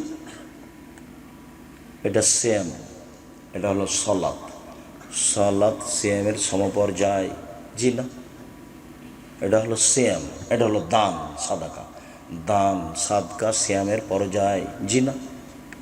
পৃথিবীর কোনো ইবাদত নেই যেটা কার সমপর্যায়ের হতে পারে? সিয়ামের সমপর্যায় হতে পারে। মহরমের 2 দিন সিয়াম থাকেন, আরাফার 1 দিন সিয়াম থাকেন। আর সারা বছর সিয়াম পালনের 2টা পদ্ধতি শুনে যান, একটা সহজ, একটা একটু ভারী। প্রত্যেক মাসে 3 দিন থাকবেন আর রমাজান থাকবেন, সারা বছর সিয়াম পালনের নেকি হবে। প্রত্যেক মাসে 13, 14, 15 3 দিন। আর হাইজের কারণে যদি মহিলাদের কোনো সমস্যা ঘটায় তাহলে মাসে 1 দিন করলেই হলো। আরবি মাসে তাতে 15, 20 চলে যায়, 17, 18, 22, 24 চলে যায়, তাতে আসে যায় না। মাসে 3টে আর রমাজান, তাহলে আপনি কি পাবেন? সারা বছর সিয়াম পালনের। আর একটা পদ্ধতি, এটা হলো সহজ, শাওয়ালের 6টা আর রমাজান। শাওয়ালের কয়টা? 6টা। যাদের হায়েজের কারণে রমাজানের রোজা ছুটে গেছে তাকে আগে ফরজটা করতে হবে, এই কথা বাতিল। ওর যে হায়েজের কারণে রমাজানের ফরজটা ছুটে গেছে, ও যেদিন পারবে সেদিন করবে, 2 বছর 6 মাস পরে, সেটা তার জন্য আল্লাহর রাসূল অনুমতি দিয়ে দিয়েছে। কিন্তু শাওয়াল পার হয়ে গেলে এগুলো আর করা যাবে না। অতএব পুরুষ নারী সময় খুব চেষ্টা করে থাকবে শাওয়ালের 6টা আর রমাজান, সারা বছর সিয়াম পালন করলো। নবীগণ খুব চেষ্টা করতেন সিয়ামের। দাউদ আলাইহিস সালাম 1 দিন সিয়াম থাকতেন, 1 দিন এমনি থাকতেন, 1 দিন সিয়াম থাকতেন, 1 দিন এমনি থাকতেন। আমাদের নবী মুহাম্মদ সাল্লাল্লাহু আলাইহি সাল্লাম 1 দিন সিয়াম থাকতেন, 2 দিন এমনি থাকতেন, 1 দিন সিয়াম থাকতেন, 2 দিন এমনি থাকতেন। সম্মানিত দিনী ভাই বোন, পাপের জগতে সবচেয়ে ভিন্ন ধরনের পাপ হলো সুদ। সুদের পাপের যে ভাষা উল্লেখ হয়েছে, এই ভাষা পৃথিবীর আর কোনো পাপের জন্য উল্লেখ হয়নি। অবাক হতে হয়। মদ খেলে তার ভাষা উল্লেখ হয়েছে, তবে সুদের মতো নয়। কেউ যদি একবার মদ খায় তাহলে 40 দিন আল্লাহকে নিজের দিকে করতে পারবে না। হ্যাঁ, এটা ভারী, কিন্তু সুদের পাপের মতো ভাষা নয়। কেউ যদি একদিন নেশাদার দ্রব্য, বিড়ি, তামাক, জর্দা, সিগারেট, গুল, নেশাদার দ্রব্য খায়, পান করে, তাহলে 40 দিন তার নামাজ কবুল হবে না। এইটা পরিস্থিতি খুব ভারী, কিন্তু সুদের মতো পাপের ভাষা নয়। সুদের পাপের ভাষাই ভিন্ন, খুব কঠিন। এই ছেলে, বসো, এক খেয়ালে চেয়ে থাকো, আমার দিকে চেয়ে থাকবেন। কথা যেন 19-20 না হয়। পাখি যেন মনে করে আপনি পাথর। আমি আপনার জন্য এসেছি, এবং একটা দিন বের করতে প্রায় 3 বছর সময় লাগে। আপনার সাথে আমার ভালোবাসার অভাব নেই, কিন্তু আমি আসতে পারি না আপনি চাইলেই। আমি আপনার জন্য এসেছি। কোনো কাজ করবেন না কয়েক মিনিট, কোনো কাজ আমাকে দেখাবেন না দয়া করে। উপস্থিত বৈঠকের দিনই মুসলিম বোন, আপনাকে বলছি, কথা বলবেন না। ঢং ঢং ঢং ঢং করে গল্প করতে করতে এসেছেন, আবার ঢং ঢং ঢং ঢং করে গল্প করতে করতে চলে যাচ্ছেন। স্বামী নাই, বাপ নাই, ওভাবে এসেছেন কেন? আর একজনের সাথে কথা বলছেন কেন? আর একজন যদি গায়ের ওপর দিয়ে চড়ে চলে যায়, তবে মুখ খুলবেন না, মুখখান বন্ধ রাখেন। এটা শিষ্টাচার নয়। মুখ খুললেন কেন? কেন মুখ খুললেন? আপনি অটোতে বসে আছেন, আমি উঠতে গেছি, তো আমার হাতে একটা ব্যাগ ছিল, ব্যাগটা আপনার মুখের উপরে গিয়ে লেগে গেছে, তো আপনি একটু ব্যথা পেয়েছেন। এখন কি আপনি আমাকে বলবেন ঢং না গাড়িতে উঠার, হোঁশ থাকে না, কপালে চোখ নাই? এটা কি শিষ্টাচার? আচ্ছা যাক, আমি ব্যথা পেয়েছি মনে কিছু না, আমি বসো বসো, তুমি বসো বসো, সমস্যা নেই। এটা হলো শিষ্টাচার। কেন বললেন এই কথা? আপনি কথা বলছেন কেন? এবারে মুখখান বন্ধ রাখবেন, চুপচাপ রাখবেন। আরেকজন গায়ের উপর দিয়ে চড়ে চলে যাক, যাক, মুখ খুলবেন না। শিষ্টাচারের দরকার আছে, এর নাম শিষ্টাচার। ভালো কথা ভালো কর্মের নাম হলো শিষ্টাচার। ভালো কথা ভালো কর্মের নাম হলো শিষ্টাচার। আপনি দিনই বোন, আমি আপনার জন্য এসেছি, আপনি অপেক্ষা করুন। আপনাকে আমি অনেক ভালোবাসি, আপনার সাথে আমার কোনো দূরত্ব নেই। আপনাকে আমি খাটো করতে আসিনি, আপনাকে আমি ছোট করতে আসিনি। আপনাকে আমি আয়েশার মতো মনে করি, আপনাকে আমি খাদিজা রাদিয়াল্লাহু তাআলা আনহার মতো মনে করি, আপনাকে আমি অনেক দামি মানুষ মনে করি। আপনার সম্মান আমি খাটো করতে আসিনি, আপনাকে আমি আয়েশার মতো মনে করি। দেখবেন আপনি 1 মিনিট আয়েশাকে দেখবেন, 1 মিনিট দেখেন। আয়েশা রাদিয়াল্লাহু তাআলা আনহা বলেন যে আমার স্বামীর কবর হলো আমার ঘরে, তো আমার ঘরে আমি যাই, এটা আমার স্বামীর কবর, এমনিতেই যাই, মাথায় কাপড় দিই না দিই। কয়দিন পরে আমার স্বামীর কবরের পাশে হলো আমার বাপের কবর, তখন আমি এমনিতেই যাই, স্বাভাবিকভাবে যাই। কয়দিন পরে দেখি আমার বাপের কবরের পাশে হলো উমারের কবর। উমার কিন্তু জামাই।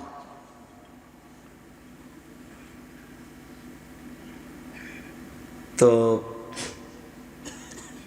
উমারের কবর, তো এখন আমি আর কবরের পাশে এমনিতে যাই না, আমি একবারে মাথায় কাপড় দিয়ে নিজেকে গুটিয়ে যাই। কেন?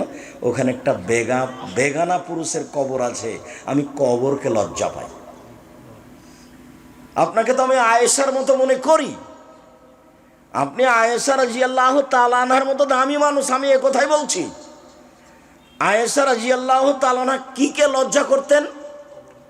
কবরকে। আর আপনি ছোট ব্লাউজ পরে শাড়ি পরে এসেছেন, দেবর ভাসুর আপনার সব শরীর দেখে, আপনার শরীর নাকি ফ্রি, আপনার পেট দেখা যায়, দেবরে দেখে, ভাসুরে দেখে, দেশবাসী দেখে, হাত এই পর্যন্ত ফাঁকা আছে, হাত নাকি ফ্রি, আপনি নাকি মুসলিম নারী। আপনার একটু লজ্জা হয় না কেন? আপনার একটু শরম হয় না কেন? আপনার একটু হায়া হয় না কেন? আপনি মুসলিম, আপনার ধর্মের নাম ইসলাম। মুসলিম মানে মেনে নিয়েছি, মুসলিম মানে কি? মেনে নিয়েছি। আপনার ধর্মের নিয়ম নীতিকে আপনি মেনে নিয়েছেন, সেই জন্য আপনি মুসলিম। আপনি মানেন না কেন?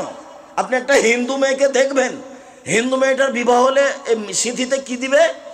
সিঁদুর, মানে ওর দাম আছে। একটা হিন্দু মেয়ের বিবাহ হলে হাতে কি দিবে? শাখা, তার মানে ওর নীতির দাম আছে। ওর নীতি ভালো মন্দ তার বিবেচনার প্রয়োজন নাই, ওইটা তার নীতি, সেটা সে পালন করবে। ও তারটাও করে, আপনি আপনারটা করেন না। ও তো মানুষ দিয়ে বানানো, আর আপনারটা মুহাম্মদ সাল্লাল্লাহু আলাইহি সাল্লাম আল্লাহকে দিয়ে বানানো। তফাৎ আছে না? আপনারটা আপনি কেন মানেন না? মুহাম্মদ সাল্লাল্লাহু আলাইহি সাল্লাম নিজে কিছু বলেননি, জিবরাইল দিয়ে আল্লাহ বলেছেন, সেটাকে তিনি বলেছেন। আপনার নিয়ম মানতে আল্লাহর দেওয়া, আপনি উপেক্ষা করবেন কেন? হজবতের নার বিশ্বাহুয়াত, মন মতো চলে যে সে জাহান্নামে যাবে। হজবতের জান্নাত বিল মাকারিহে, নিয়ম নীতি ত্যাগ তিতিক্ষা কষ্ট ক্লেশ করে মেনে চলে যে ধর্মকে, সে জান্নাতে যাবে। নিয়ম নীতি ত্যাগ তিতিক্ষা দিয়ে ঘেরা আছে জান্নাত। পাপের জগতে সবচেয়ে ভিন্ন ধরনের পাপ হলো সুদের পাপ। দেখেন একটা ভাষা শোনাই, রাসূল সাল্লাল্লাহু আলাইহি সাল্লাম বলেন, মা ইয়াকুলু দিরহাম রিবা ইয়ালাম ও আসাদ্দমিন সালাসাতে, সে আসাদ্দমিন সিত্তাতে সালাসিনা জিনিয়া। কেউ যদি জেনে শুনে 1 টাকা সুদ খায়, 36 বার জেনা করে যত পাপ হবে, 1 টাকা সুদ খেলে তার চেয়ে বেশি পাপ হবে। 36 বার জেনা করলে, 36 বার জেনা করে যা পাপ হবে, 1 টাকা সুদ খেলে তার চেয়ে 1000 গুণ বেশি পাপ হবে। এটি কি, কেমন হয়ে গেল ভাষা? এর চেয়ে কঠিন আছে। পাপের জগতে সবচেয়ে বড় পাপ হলো শিরক করা, ভাষা এরকম নয়।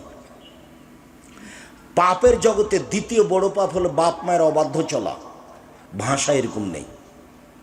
দেখেন আপনি, সরাসরি জাহান্নাম ঘোষণা আছে, বাপ মাকে মানে না যায়। এক আঁক কোন, বাপ মাকে মানে না যে সে জান্নাতে যাবে না। দুই, জুয়া খেলে যে সে জান্নাতে যাবে না। তিন, মান্নান খোটা দেয় যে সে জান্নাতে যাবে না। চার, মধুমিনুল খামর, নিয়মিত বিড়ি তামাক জর্দা সিগারেট গুল নেশাদার দ্রব্য খায় পান করে যে সে জান্নাতে যাবে না। সিরিয়ালে 1 নম্বরে বাপ মাকে মানে না যে সে জান্নাতে যাবে না, এটা চলে এসেছে। পাপের জগতে দ্বিতীয় মহাপাপ হলো পিতামাতার অবাধ্য চলা, কিন্তু ভাষা এমন নয়। পাপের জগতে তৃতীয় মহাপাপ হলো মিথ্যা সাক্ষী দেওয়া। পাবনা জেলে কতগুলো লোক 20-30 বছর থেকে জেলে আছে, নিজেই জানে না আমি কেন জেলে। ওই 1 নম্বর আসামি, যেদিন মারামারি হয় সেদিন ও কিন্তু রংপুরে ছিল। তো প্রতিপক্ষ ভেবেছে যে ওকে 1 নম্বর আসামি করলে এদেরকে দমানো যাবে, ওকে আগে জেলের ব্যবস্থা কর। তো সাক্ষী রেডি কর। কিভাবে? একজনকে 50,000 টাকা দিতে চা, জজের সামনে বলবে আমি 2 চোখে তাকে মারতে দেখেছি। ও কি বলছে? আমি তাকে 2 চোখে মারতে দেখেছি। জজও তো জানে না আসল ঘটনা, উকিলও জানে না আসল ঘটনা, যে সাজিয়েছে শুধু সেই জানে আসল ঘটনা। এর নাম হলো মিথ্যা সাক্ষী। মিথ্যা সাক্ষী পৃথিবীতে তৃতীয় মহাপাপ, কিন্তু ভাষা এমন নয়। আরেকটা শোনেন, আল্লাহ রাসূল বলছেন, আর রেবা সাবুনা জুসান আইসার রহায়ন করে জরুল উম্মাহু। সুদের পাপের 70টি ভাগ আছে, ছোট থেকে বড়, বড় থেকে ছোট, ছোট থেকে বড়, বড় থেকে ছোট। সবচেয়ে যেটা ছোট ভাগ সেটা হলো মার সাথে জেনা করলে যেমন পাপ হয়। নেন এবার বের করেন, যত পাপ আছে। কারো ভাষা এরকম নয়, কেউ যদি মদ খায় 40 দিন ইবাদত কবুল হবে না, এই কথা, এটাই কথা। কেউ যদি মদ খায় 40 দিন আল্লাহকে নিজের দিকে করা যাবে না, এটাই কথা। কেউ যদি মদ খায় সে পাপ করলো মূর্তি পূজার মতো। সরস্বতী, ভগবতী, কালী, দুর্গা, লাত, উজ্জা এদের ইবাদত করলে যেমন পাপ হয়, মদ খেলে তেমন পাপ হয়। পাপ বড়, কিন্তু ভাষা এমন নয়। অবাক ভাষা। সুদ কি জিনিস? আব্দুল্লাহর বক্তব্য শুনতে হবে, সুদ কি জিনিস, তাহলে বোঝা যাবে। আমি একদিন বসেছিলাম, বক্তব্য দিচ্ছিল, তখন কথাটা বলল। তার আগে আমি বুঝতে পারিনি যে সুদ এইটা। টাকাকে নিজ গতিতে চলতে দিলে মানুষ শান্তি পাবে, টাকাকে নিজ গতিতে চলতে না দিলে মানুষের উপরে বিপদ নেমে আসবে, মানুষ নিঃস্ব হয়ে যাবে, টাকা পয়সা হারিয়ে ফেলবে। মুদ্রাকে নিজ গতিতে চলতে দিতে হবে। নিজ গতি মানে মুদ্রার নিজস্ব গতি হলো বিনিময়ে ব্যবহার হবে। আমি একটা টিস্যু বক্স নিয়েছি, বিনিময়ে কি দিয়েছি? টাকা। আমি 1 কেজি বেগুন কিনেছি, বিনিময়ে কি দিয়েছি? টাকা। এটা হলো টাকার নিজস্ব গতি, এটা মুদ্রার নিজস্ব গতি। তো নিজস্ব গতির উপরে জুলুম করবে যে, তার মানে কি টাকা দিয়ে টাকা নিবে, তখন টাকার নিজস্ব গতিতে থাকতে পাবে না, ওর উপরে জুলুম করা হবে। টাকা দিয়ে টাকা নিলে টাকার উপরে কি করা হবে? জুলুম করা হবে, তার নাম সুদ। আবার ভালো করে বুঝেন, টাকার একটা নিজস্ব গতি আছে, সেটা কি? মনে থাকবে না মনে হয়, বিনিময়ে ব্যবহার হবে। এই ছেলে, টাকার নিজস্ব গতি কি বলো? বিনিময়ে ব্যবহার হবে। 1 কেজি বেগুন নিয়েছো, কি দিবা? টাকা। একটা কাপড় কিনেছো, কি দিবা? টাকা। এটা হলো টাকার নিজস্ব গতি। এবার তুমি টাকা দিয়ে টাকা নিলে, তখন টাকার নিজস্ব গতিতে থাকলো না, তখন জুলুম হয়ে গেল। মানুষ যদি টাকার উপরে জুলুম করে, তাহলে ফলাফলে আল্লাহ বলেছেন, আল্লাহ কি বলেছেন? তাহলে ওর টাকা কমে যাবে। আল্লাহ তাআলা বলেন, ইয়ামহাকুল্লাহুর রিবা ওয়া ইউরবিস সাদাকাত। সুদ মানুষের টাকাকে কমিয়ে দেয়, দান মানুষের টাকাকে বেশি করে দেয়। আল্লাহ বলছেন, সুদ মানুষের টাকাকে কমিয়ে দেয়, দান মানুষ। রাসূল সাল্লাল্লাহু আলাইহি ওয়াসাল্লাম বলেন, ইন্নার রিবা ওয়াইন কাসরা। সুদ যদিও বাহ্যিকভাবে বেশি লাগে, মনে হচ্ছে বেশি হলো, হ্যাঁ বেশি তো হলো। 100 টাকা দিয়েছি, 6 মাস পরে 120 টাকা নিয়েছি, তো বেশি হলো তো। তখন আল্লাহ নবী বলছেন, ইন্না রেবা ওয়াইন কাসরা, সুদ যদিও বাহ্যিকভাবে বেশি হয়, ইন্না আকিবাতাহু তাসরিল্লাহ কাল্লিন, তবে তার শেষ ফলাফল হলো নিঃস্ব। সুদের শেষ ফলাফল হলো নিঃস্ব। আল্লাহ বলছেন সুদ খেলে টাকা কমে যাবে, আর আল্লাহ নবী বলছেন সুদ খেলে মানুষ নিঃস্ব হবে। আব্দুর রাজ্জাক বিন ইউসুফ কোরআন আর হাদিসকে সামনে রেখে বলেছেন যে সুদ খাবে তাকে ভিক্ষা করে খেতে হবে একদিন। সে না করলে তার ছেলে করবে, তার ছেলে না করলে তার নাতি করবে। এই টাকা থাকবে না, এই টাকার বিনিময় হলো তাকে একদিন ভিক্ষা করে খেতে হবে। সুদের শেষ পরিণতি কি? ভিক্ষা। সুদের শেষ পরিণতি কি? ভিক্ষা।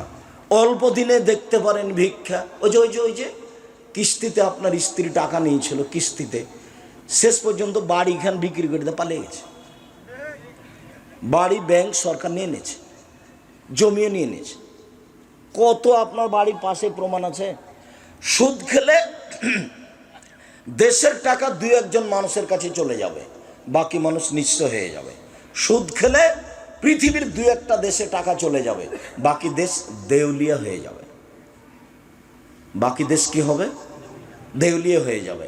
এটা সুদের ফলাফল। যার কারণেই সুদের পাপের ভাষাগুলি এরকম, অবাক হতে হয়।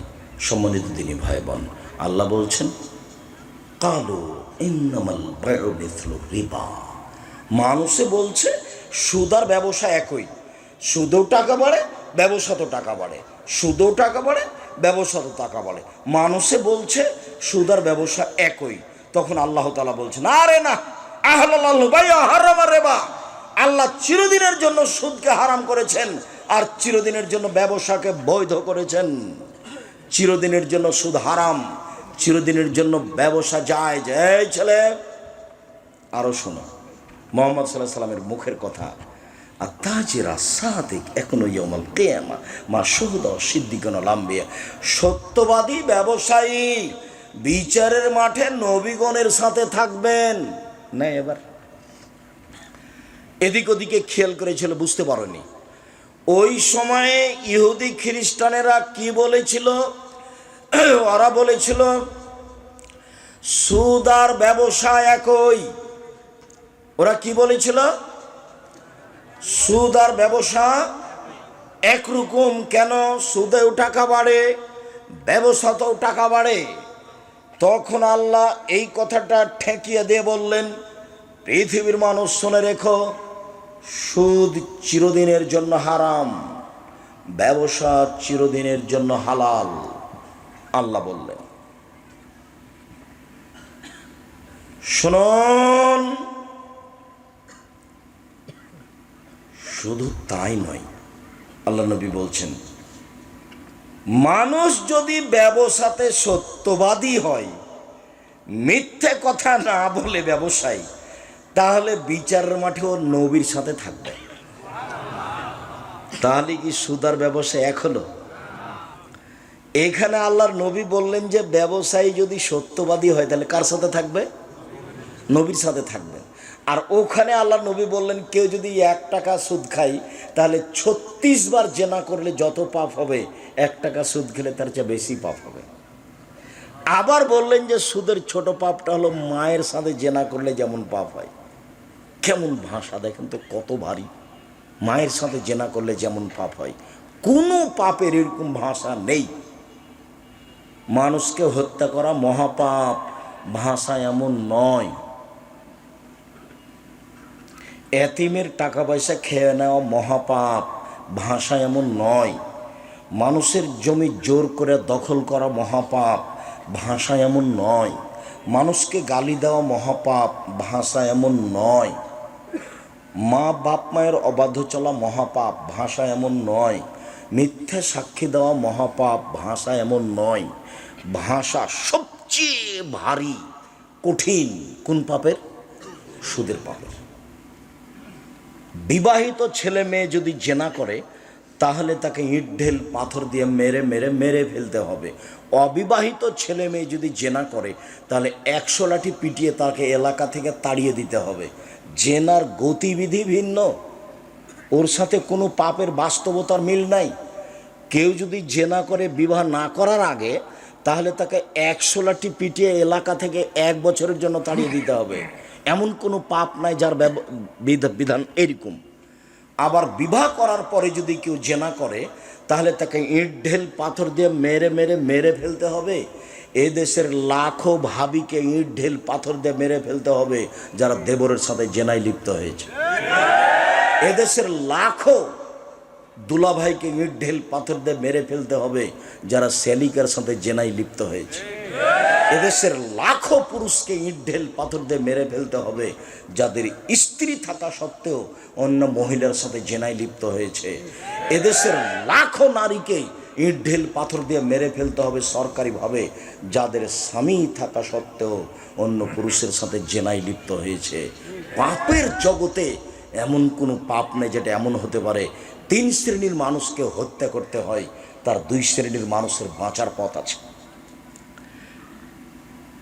আশহাদু আল্লা ইলাহা ইল্লাল্লাহ, আমি সাক্ষ্য দিচ্ছি আল্লাহ ছাড়া কোনো মাবুদ নাই। ওয়া আশহাদু আন্না মুহাম্মদ রাসূলুল্লাহ, আমি সাক্ষ্য দিচ্ছি মুহাম্মদ আল্লাহ রাসূল। এরকম সাক্ষী দেওয়ার লোককে হত্যা করা যায় 3টা পাপের কারণে, তবে 2টা পাপের কারণে বাঁচা যায়। এক, বলছে আমি কোরআন মাজিদ মানি না, তাহলে তাকে সরকারিভাবে হত্যা করতে হবে, তার নাম মুরতাদ। এক, বলছে গাভীর দুধ হারাম, তাহলে তাকে হত্যা করতে হবে সরকারিভাবে। এক, বলছে যে মদ হালাল, তাকে হত্যা করতে হবে সরকারিভাবে, তবে এর বাঁচার পথ আছে। একে ফাঁসির মঞ্চে নিয়ে যাওয়া হয়েছে, ফাঁস টান টান, তখন বলছে ভুল হয়েছে, ভুল হয়েছে, ভুল হয়েছে, কোরআন মাজিদে আল্লাহর বিধান, কোরআন মাজিদে আল্লাহর বিধান, আমার ভুল হয়েছে। তাকে ফাঁস থেকে নামিয়ে নিতে হবে, আর ফাঁসি হবে না। এ দেখেন বেঁচে গেল। 2, কেউ যদি কাউকে হত্যা করে, আমি যদি আপনার ছেলেকে হত্যা করি, তাহলে আপনি আমার কেসাস নিয়ে নেবেন, আমাকেও হত্যা করতে হবে সরকারিভাবে। এখন আমাকে হত্যা করার জন্য ফাঁসির মঞ্চে নিয়ে যাওয়া হয়েছে, ফাঁস গলায় দেওয়া হয়েছে, কিন্তু আপনার বাপ মা বলছে যাক যাক যাক আমরা মাফ করে দিলাম, আমরা কেসাস নিব না, আমরা মাফ করে দিলাম, আমরা কেসাস নিব না। তাহলে আপনাকে কি করতে হবে? নামিয়ে নিতে হবে। 3, বিবাহ করার পরে যদি কেউ জেনায় লিপ্ত হয়, পৃথিবীর এমন কোনো পথঘাট নাই তাকে বাঁচানো যেতে পারে। আপনার বিচার হলো না, আপনি তওবা করলেন, পাপ ক্ষমা হয়ে যাবে ইনশাল্লাহ, সেটা ভিন্ন কথা। তার দয়া ভিন্ন, ফেরাউনকে মাফ করতে পারে সেটা ভিন্ন কথা।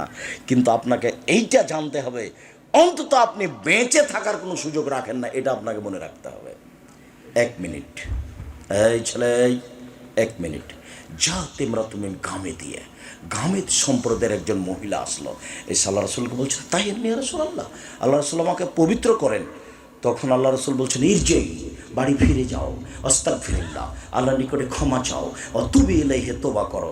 তখন মহিলাটি বলছে হাতুরাতে তো নি আমার দাদা মাইজুবনু মালিক, ও মাইজুবনু মালিকের বিচার না করে তাকে ফিরিয়ে দিয়েছিলেন, সেভাবে আপনি আমাকে ফিরিয়ে দিতে চাচ্ছেন? অন্না হবলামিনা জেনা, আমার পেটে অবৈধ সন্তান আছে, আমি ফিরে যেতে রাজি নই, বিচার করে দিতে হবে। দেখেন ইসলামী নিয়ম কেমন। আল্লাহ রসুল বলছেন ইরজিই হাত্তা তালেদি, বাড়ি ফিরে যাও, যেদিন বাচ্চা হবে সেদিন আসো, বিচার করে দেব। মহিলা বাড়ি চলে গেল। মুসলিম হাদিস গ্রন্থে এসেছে যেদিন বাচ্চা প্রসব হয়েছে সেদিনে একটা ন্যাকড়ায় জড়িয়ে নিয়ে এসে বলছে এ দেখেন বাচ্চা প্রসব হয়েছে, বিচার করে দেন। তখন আল্লাহ রসুল বাচ্চার দিকে লক্ষ্য করে বলছেন ইরজিই, বাড়ি ফিরে যাও, ফরদিহি হে, বাচ্চাকে দুধ খাওয়াও, হাত্তা তাফতিমি হে, বাচ্চা যেদিন দুধ ছেড়ে দেবে সেদিন আসছে বিচার করে দেবো। মহিলা বাচ্চা নিয়ে চলে গেল, 2 বছর বাচ্চাকে দুধ খাওয়ালো। 2 বছর পরে বাচ্চা নিয়ে বিচারালয়ে উপস্থিত, বাচ্চার হাতে তখন একটা রুটি রয়েছে, রুটি প্রমাণ করে বাচ্চা খাদ্য খেতে পারে। ফাওয়াসাদাহু বিয়াদি রাজুলিন মুসলিমিন, আল্লাহ নবী বলেন এই শোনো, এই বাচ্চাটা তুমি না, লালন পালন করিও, একজন মুসলমান হাতে দিয়ে দিলেন। তারপরে বলেন সঙ্গী সাথী এই যাবো বেহা, একে মাঠে নিয়ে যাও, ওয়াহফিরুল্লাহ আলা সাদরিহা, মাঠে নিয়ে গিয়ে গর্ত খুঁড়ে বুক পর্যন্ত মাটিতে পুঁতে দাও। ফারজেমুহা, চতুর্দিক থেকে ইট ঢেল পাথর মেরে তাকে বিদায় করো দুনিয়া থেকে। ও বিচার চাইতে না আসলে আল্লাহ রাসূল বিচার করতেন না। তোমরা মাঠে নিয়ে যাও, গর্ত খোঁড়ো, বুক পর্যন্ত মাটিতে পুঁতে দাও, চতুর্দিক থেকে ইট ঢেল পাথর মেরে তাকে বিদায় করো। খালিদ বিন ওয়ালিদ বলছেন গর্ত খুঁড়লাম, বুক পর্যন্ত মাটিতে পুঁতে দিলাম, চতুর্দিক থেকে ইট ঢেল পাথর মারতে লাগলাম। আমি একটা পাথর তার মুখের উপর মারলাম, যে খালিদ পাথরটা মুখে লেগে মুখ ফেটে রক্ত ছিটে খালিদের গায়ে লাগলো। খালিদ তাকে গালি দিয়ে বসলেন, ছি ছি ছি ছি ছি, একজন জেনাকারিনী মহিলার গায়ের রক্ত আমার গায়ে লাগলো। এইভাবে বলতে আল্লাহ রাসূল বলেছেন, মালে না খালিদ, খালিদ থামো, গালি দিও না, লাগা তাওবাত তাওবাতান লাউ তাও সাহেব মাকসিল্লাহ গফের আল্লাহ। এ মহিলা এত তৌবা করেছে, এ মহিলা এত ক্ষমা চেয়েছে, এ মহিলা এত তৌবা করেছে, এ মহিলা এত ক্ষমা ভিক্ষা চেয়েছে। যে বড় থেকে বড় পাপী যদি এমন তৌবা করে তাহলে তার পাপ ক্ষমা করা হবে। খালিদ শোনো, এর তৌবা যদি মদিনার সব পাপীকে ভাগ করে দেওয়া হয় সবার পাপ ক্ষমা হয়ে যাবে। তার মানে আল্লাহ রসুল বললেন যে তার পাপ ক্ষমা হয়ে গেছে। তিনি জানাজা দিলেন, তিনি কাফন দাফন করলেন, তো তিনি বলতে পারলেন না যাও তোমার বিচার হবে না, বাড়ি চলে যাও। এই কথা তিনি বলতে পারলেন না, দুঃখিত। সম্মানিত দিনী ভাই বোন, বিবাহের পরে জেনা ভিন্ন ধরনের শাস্তি, ভিন্ন ধরনের পাপ। পৃথিবীর এত বড় মানুষ, পৃথিবীর সবচেয়ে পাওয়ারফুল মানুষ মুহাম্মদ সাল্লাল্লাহু আলাইহি সাল্লাম, এত বড় পাওয়ারফুল মানুষ আল্লাহ পৃথিবীতে কাউকে সৃষ্টি করেননি। জান্নাতের গেটে বড় অক্ষরে লেখা আছে, সর্বপ্রথমে যিনি প্রবেশ করবেন তিনি হলেন মুহাম্মদ সাল্লাল্লাহু আলাইহি সাল্লাম। বিচারের মাঠে আল্লাহর সামনে কেউ কথা বলতে পারবেন না, এমনকি ইব্রাহিম আলাইহিস সালাম বলতে পারবেন না আমার যে কি হয় তা আমি নিজেই বুঝি না, এ বলে একটার পর একটা সবকে সরিয়ে দিবেন। মুহাম্মদ সাল্লাল্লাহু আলাইহি সাল্লাম কথা বলতে সক্ষম হবেন, মুহাম্মদ সাল্লাল্লাহু আলাইহি সাল্লাম কথা বলতে সক্ষম হবেন। এ কথা তিনি বলেও গেছেন। এত বড় পাওয়ারফুল মানুষ একটু বলতে পারলেন না, যাও তোমার পাপ ক্ষমা হয়ে গেছে, তোমার আর বিচার হবে না, এই কথা বলতে পারলেন না কেন? ওপর থেকে ফাইসালা আছে, বিবাহ করার পরে জেনায় লিপ্ত হলে তাকে ইট ঢেল পাথর দিয়েই মেরে ফেলতে হবে। এটাই হলো তার দুনিয়াবি ফাইসালা। পরকালে তার জান্নাতও হতে পারে, পরকালে তার জাহান্নাম হতে পারে। সম্মানিত দিনী ভাই বোন, এই পাপ হলো সুদের পাপ। জেনে শুনে যদি 1 টাকা সুদ খাই, 36 বার জেনা করে যত পাপ হবে, 1 টাকা সুদ খেলে তার চেয়ে বেশি পাপ হবে। সুদের পাপের 70টি ভাগ রয়েছে, বড় থেকে ছোট, ছোট থেকে বড়। সবচেয়ে ছোট ভাগ হলো মার সাথে জেনা করলে যেমন পাপ হয়, পাপের জগতে কোনো পাপের ভাষা এরকম নয়। আপনাকে তো আমি বলছি মদ খারাপ, একদিন মদ খেলে 40 দিন ইবাদত কবুল হবে না, ও এক ব্যতিক্রম পাপ। একদিন মদ খেলে 40 দিন আল্লাহকে নিজের দিকে করা যাবে না, ও এক ব্যতিক্রম পাপ। একদিন মদ খেলে তার পাপটা হয়ে গেল সরস্বতী, ভগবতী, কালী, দুর্গাকে পূজা করার মতো, এক ব্যতিক্রম পাপ। তারপরে ভাষা এমনটা নয়, একদিন মদ খেলে ফলাফল জাহান্নাম। 4 শ্রেণীর মানুষ জান্নাতে যাবে না। 1, কোন বাপ মাকে মানে না যে। 2, কাম্মার জুয়া খেলে যে। 1 মিনিট এই চলে, প্রত্যেক যেই খেলাতে টাকার হারজিত রয়েছে তার নাম জুয়া। পৃথিবীর যে কোনো স্থানে যে কোনো খেলায় যদি টাকার হারজিত থাকে তার নাম হলো জুয়া। টাকার হারজিত নেই, শরীর চর্চা আছে, তখন খেলা জায়েজ। যেমন ফুটবল, ভলিবল, ক্রিকেট, টাকার হারজিত নেই কিন্তু শরীর চর্চা আছে, তখন জায়েজ। টাকার হারজিত নেই, শরীর চর্চাও নেই, বসে বসে চলে, এই খেলা বেশি খারাপ। আল্লাহ রসুল বলছেন, মান লাইবাবেন নারদেশির ফাঁকা দাঁত খালা ইয়াদাহ ফি দামে খিঞ্জির। কেউ যদি চৌসার, ছক্কা, লুডু, দাবা, পাঞ্জা, ক্যারাম বোর্ড, তাস, গেমস, এরকম খেলা পৃথিবীতে আরও যত জন্ম নিয়েছে, আরও যত জন্ম নিবে, বসে বসে চলে, শরীর চর্চা হয় না, বসে বসে চলে, অন্য কাজ হয় না, এই খেলাতে যদি কেউ অংশগ্রহণ করে সে তার হাতকে শরীর শুকুরের রক্তের মধ্যে ডুবিয়ে দিল। কার মধ্যে ডুবালো? শুকুরের শরীর রক্তের মধ্যে ডুবিয়ে দিল। তার মানে বসে বসে চলে, কোনো কাজ হয় না, তাসবিহ তাহলিল হয় না, শরীর চর্চা হয় না, সামাজিক কাজ হয় না। ইসলাম কোনো মানুষকে বসে খেতে দিবে না। এই ছেলে বসে আছো কেন? তাস খেলাচ্ছ কেন? এই ছেলে বসে লুডো খেলাচ্ছ কেন? এটা কোন ঢং? এই ছেলে তোমাকে বলছি, তোমার ওই তাস খেলার ক্যারাম বোর্ডটা ভেঙে ঘুমাবা। বক্তব্যের সঙ্গে মুনাফিকি করিও না, মুনাফিকি করে কোনো লাভ নেই। তুমি যদি ভেঙে ঘুমাও তাহলে তুমি আসলেই বক্তব্য শুনেছ, তুমি একজন মুসলিম। মুসলিম মানে মেনে নেওয়া। ইসলাম মানে ওর ধর্ম, ওর ধর্মের নাম ইসলাম। আর মুসলিম মানে মেনে নিয়েছি। চৌসার, ছক্কা, লুডু, দাবা, পাঞ্জা, ক্যারামবোর্ড, তাস, গেমস যেগুলো বসে বসে চলে, এগুলো শরীয়ত খুব শক্তভাবে দেখেছে। মধ্যখানে একটা কথা বারবার আঘাত করছে, আপনার স্ত্রীকে বলে এসেছি অনেক কিছু, তারপর আমি কষ্ট পাচ্ছি একটু না বললে। আপনার স্ত্রী আপনার বাচ্চার হাতে গেমস খেলতে দিয়েছে, বাচ্চাকে একটা মোবাইল, আর আপনার স্ত্রী স্টার জালসা নিয়ে বসে আছে। এ হস্তিনী বউ। আমি আপনাকে কষ্ট দিতে চাই না বারবার বলে, আমি আপনার বউ ভালো হোক এটাই আমি চাচ্ছি। আপনার বউ ভালো হোক এটাই আমি চাচ্ছি। যদি সত্যিই সংসারকে সুন্দর করতে চান, সরকারের দোষ দিয়ে কোনো লাভ নেই। আপনি তো আপনার পরিবারের মালিক, আপনি আপনার পরিবারকে কন্ট্রোল করবেন। আল্লাহ বলছেন কু আনফুসাকুম ওয়া আহলিকুম নারা, তুমি নিজেকে জাহান্নাম থেকে বাঁচাও, তোমার পরিবারকে বাঁচাও। আপনাকে তো জনগণের দায়িত্ব দেওয়া হয়নি। মৌলানা সাহেব দিয়ে জাহান্নাম উদ্বোধন হবে। মৌলানা সাহেবকে দিয়ে কি হবে? জাহান্নাম উদ্বোধন হবে। বিপদে মৌলানা সাহেব আছে। বিপদে কে আছে? মৌলানা সাহেব আছে। তো মৌলানা সাহেবের হলো মোহাম্মদ সাল্লাল্লাহু আলাইহি ওয়াসাল্লামের কথা জাতির কাছে পৌঁছাতে হবে। কেসা কাহিনী বলতে পাবে না, কে কি করলো এটা বলতে পাবে না। ওকে মোহাম্মদ সাল্লাল্লাহু আলাইহি ওয়াসাল্লামের কথা পৌঁছাতে হবে। ঠিক ঠিক ঠিক ঠিক এভাবে বলছেন আল্লাহর নবী। পৃথিবীর আলেম ওলামা শুনে রাখো, বাল্লিগু আন্নী ওয়ালা আয়া, আমার একটি কথা জানা থাকলে অন্যকে বলো। পৃথিবীর মানুষ, আমার একটি কথা জানা থাকলে অন্যকে বলো। বানে ইসরায়েলের কাহিনী বলো, কোনো দোষ নেই। মান কাযাবা আলাইয়া মুতাআম্মিদান ফালিয়াতাওবা মাক্কাদাহু মিনান নার। কেউ যদি কোনো কথা আমার নামে বলে, সেই কথা যদি আমার না হয়, কেউ যদি কোনো কথা ধর্মের নামে বলে, সেটা যদি আমার না হয়, কেউ যদি কোনো কথা আমার নামে বলে, সেটা যদি আমার না হয়, তাহলে তার থাকার জায়গা জাহান্নাম। জুব্বা যত বড়ই হোক, পাগড়ি যত বড়ই হোক, বিচার মাঠে রেহাই হবে না। যার জন্য মুখ খুলতে পাবে না রাসূলের কথা ছাড়া। নিজেকে বাঁচাতে হবে, পরিবারকে বাঁচাতে হবে, এটা আমার জিম্মেদারি।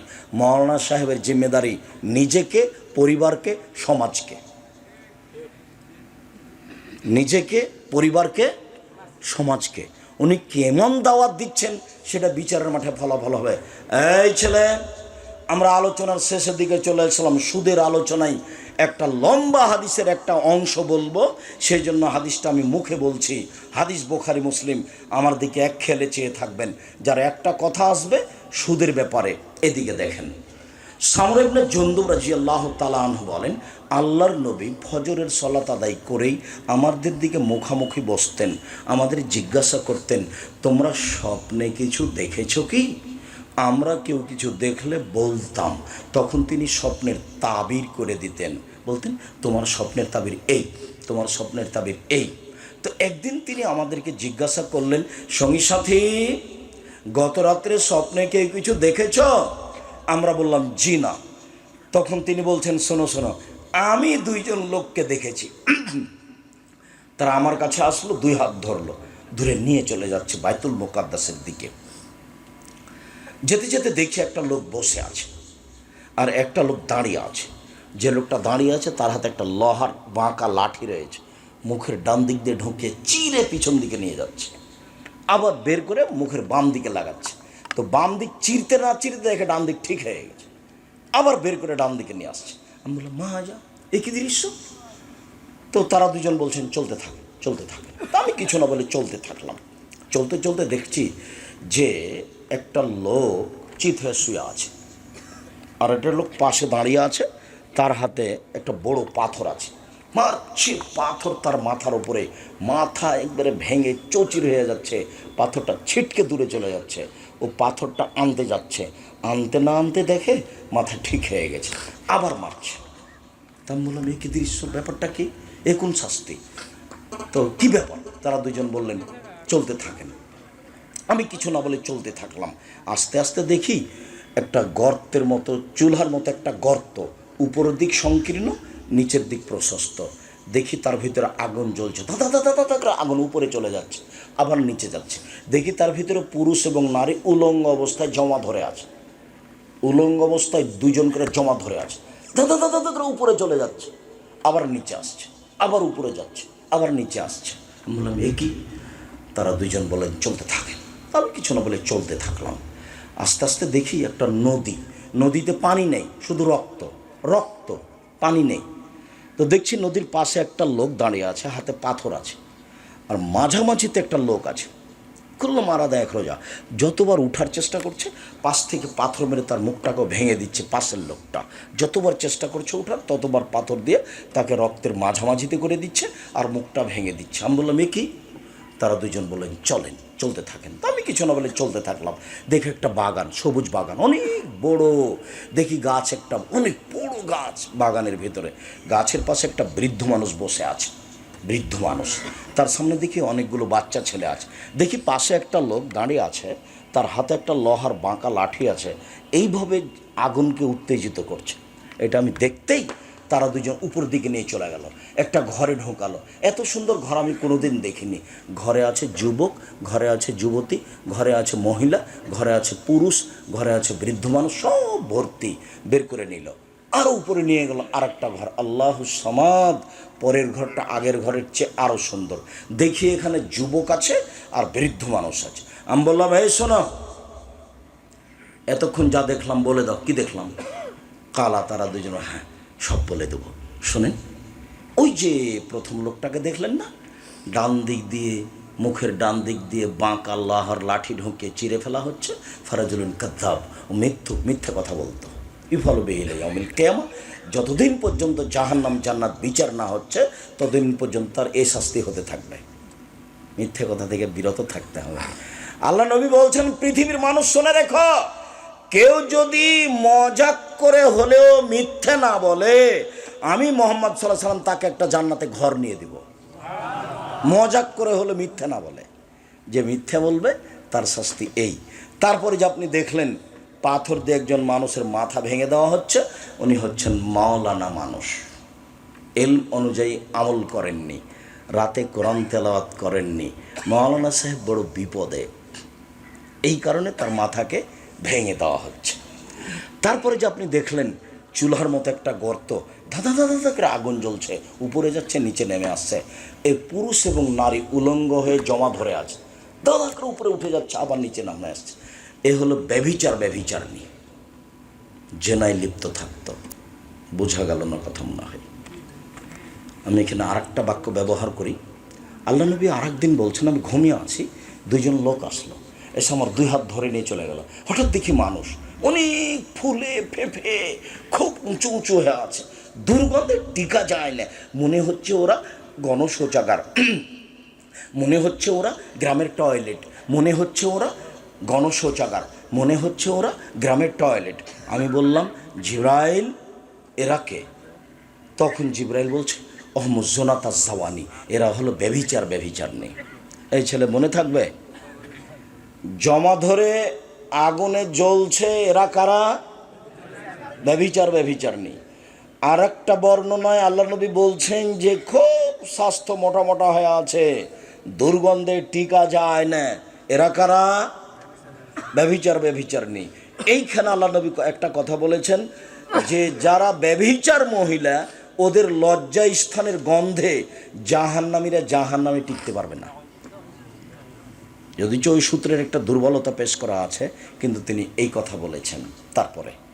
তারপরে যে আপনি দেখলেন না, একটা লোক রক্তের নদীতে পড়ে আছে, নদীতে পানি নেই, যতবার উঠার চেষ্টা করছে ততবার তার মুখের উপরে পাথর দিয়ে তার মুখটা ভেঙে দেওয়া হচ্ছে। ও আকেলুর রেবা, ও হলো সুদখোর। এটা হলো আমাদের আলোচনার সাথে সম্পৃক্ত কথা, হাদিস বুখারী। যার মুখকে, যে লোকটা রক্তের নদীতে পড়ে আছে, পাথর দিয়ে মুখ ভেঙে দেওয়া হচ্ছে, কে? সুদখোর। বিচারের দিন পর্যন্ত এভাবে শাস্তি হতে থাকবে। এই ছেলে,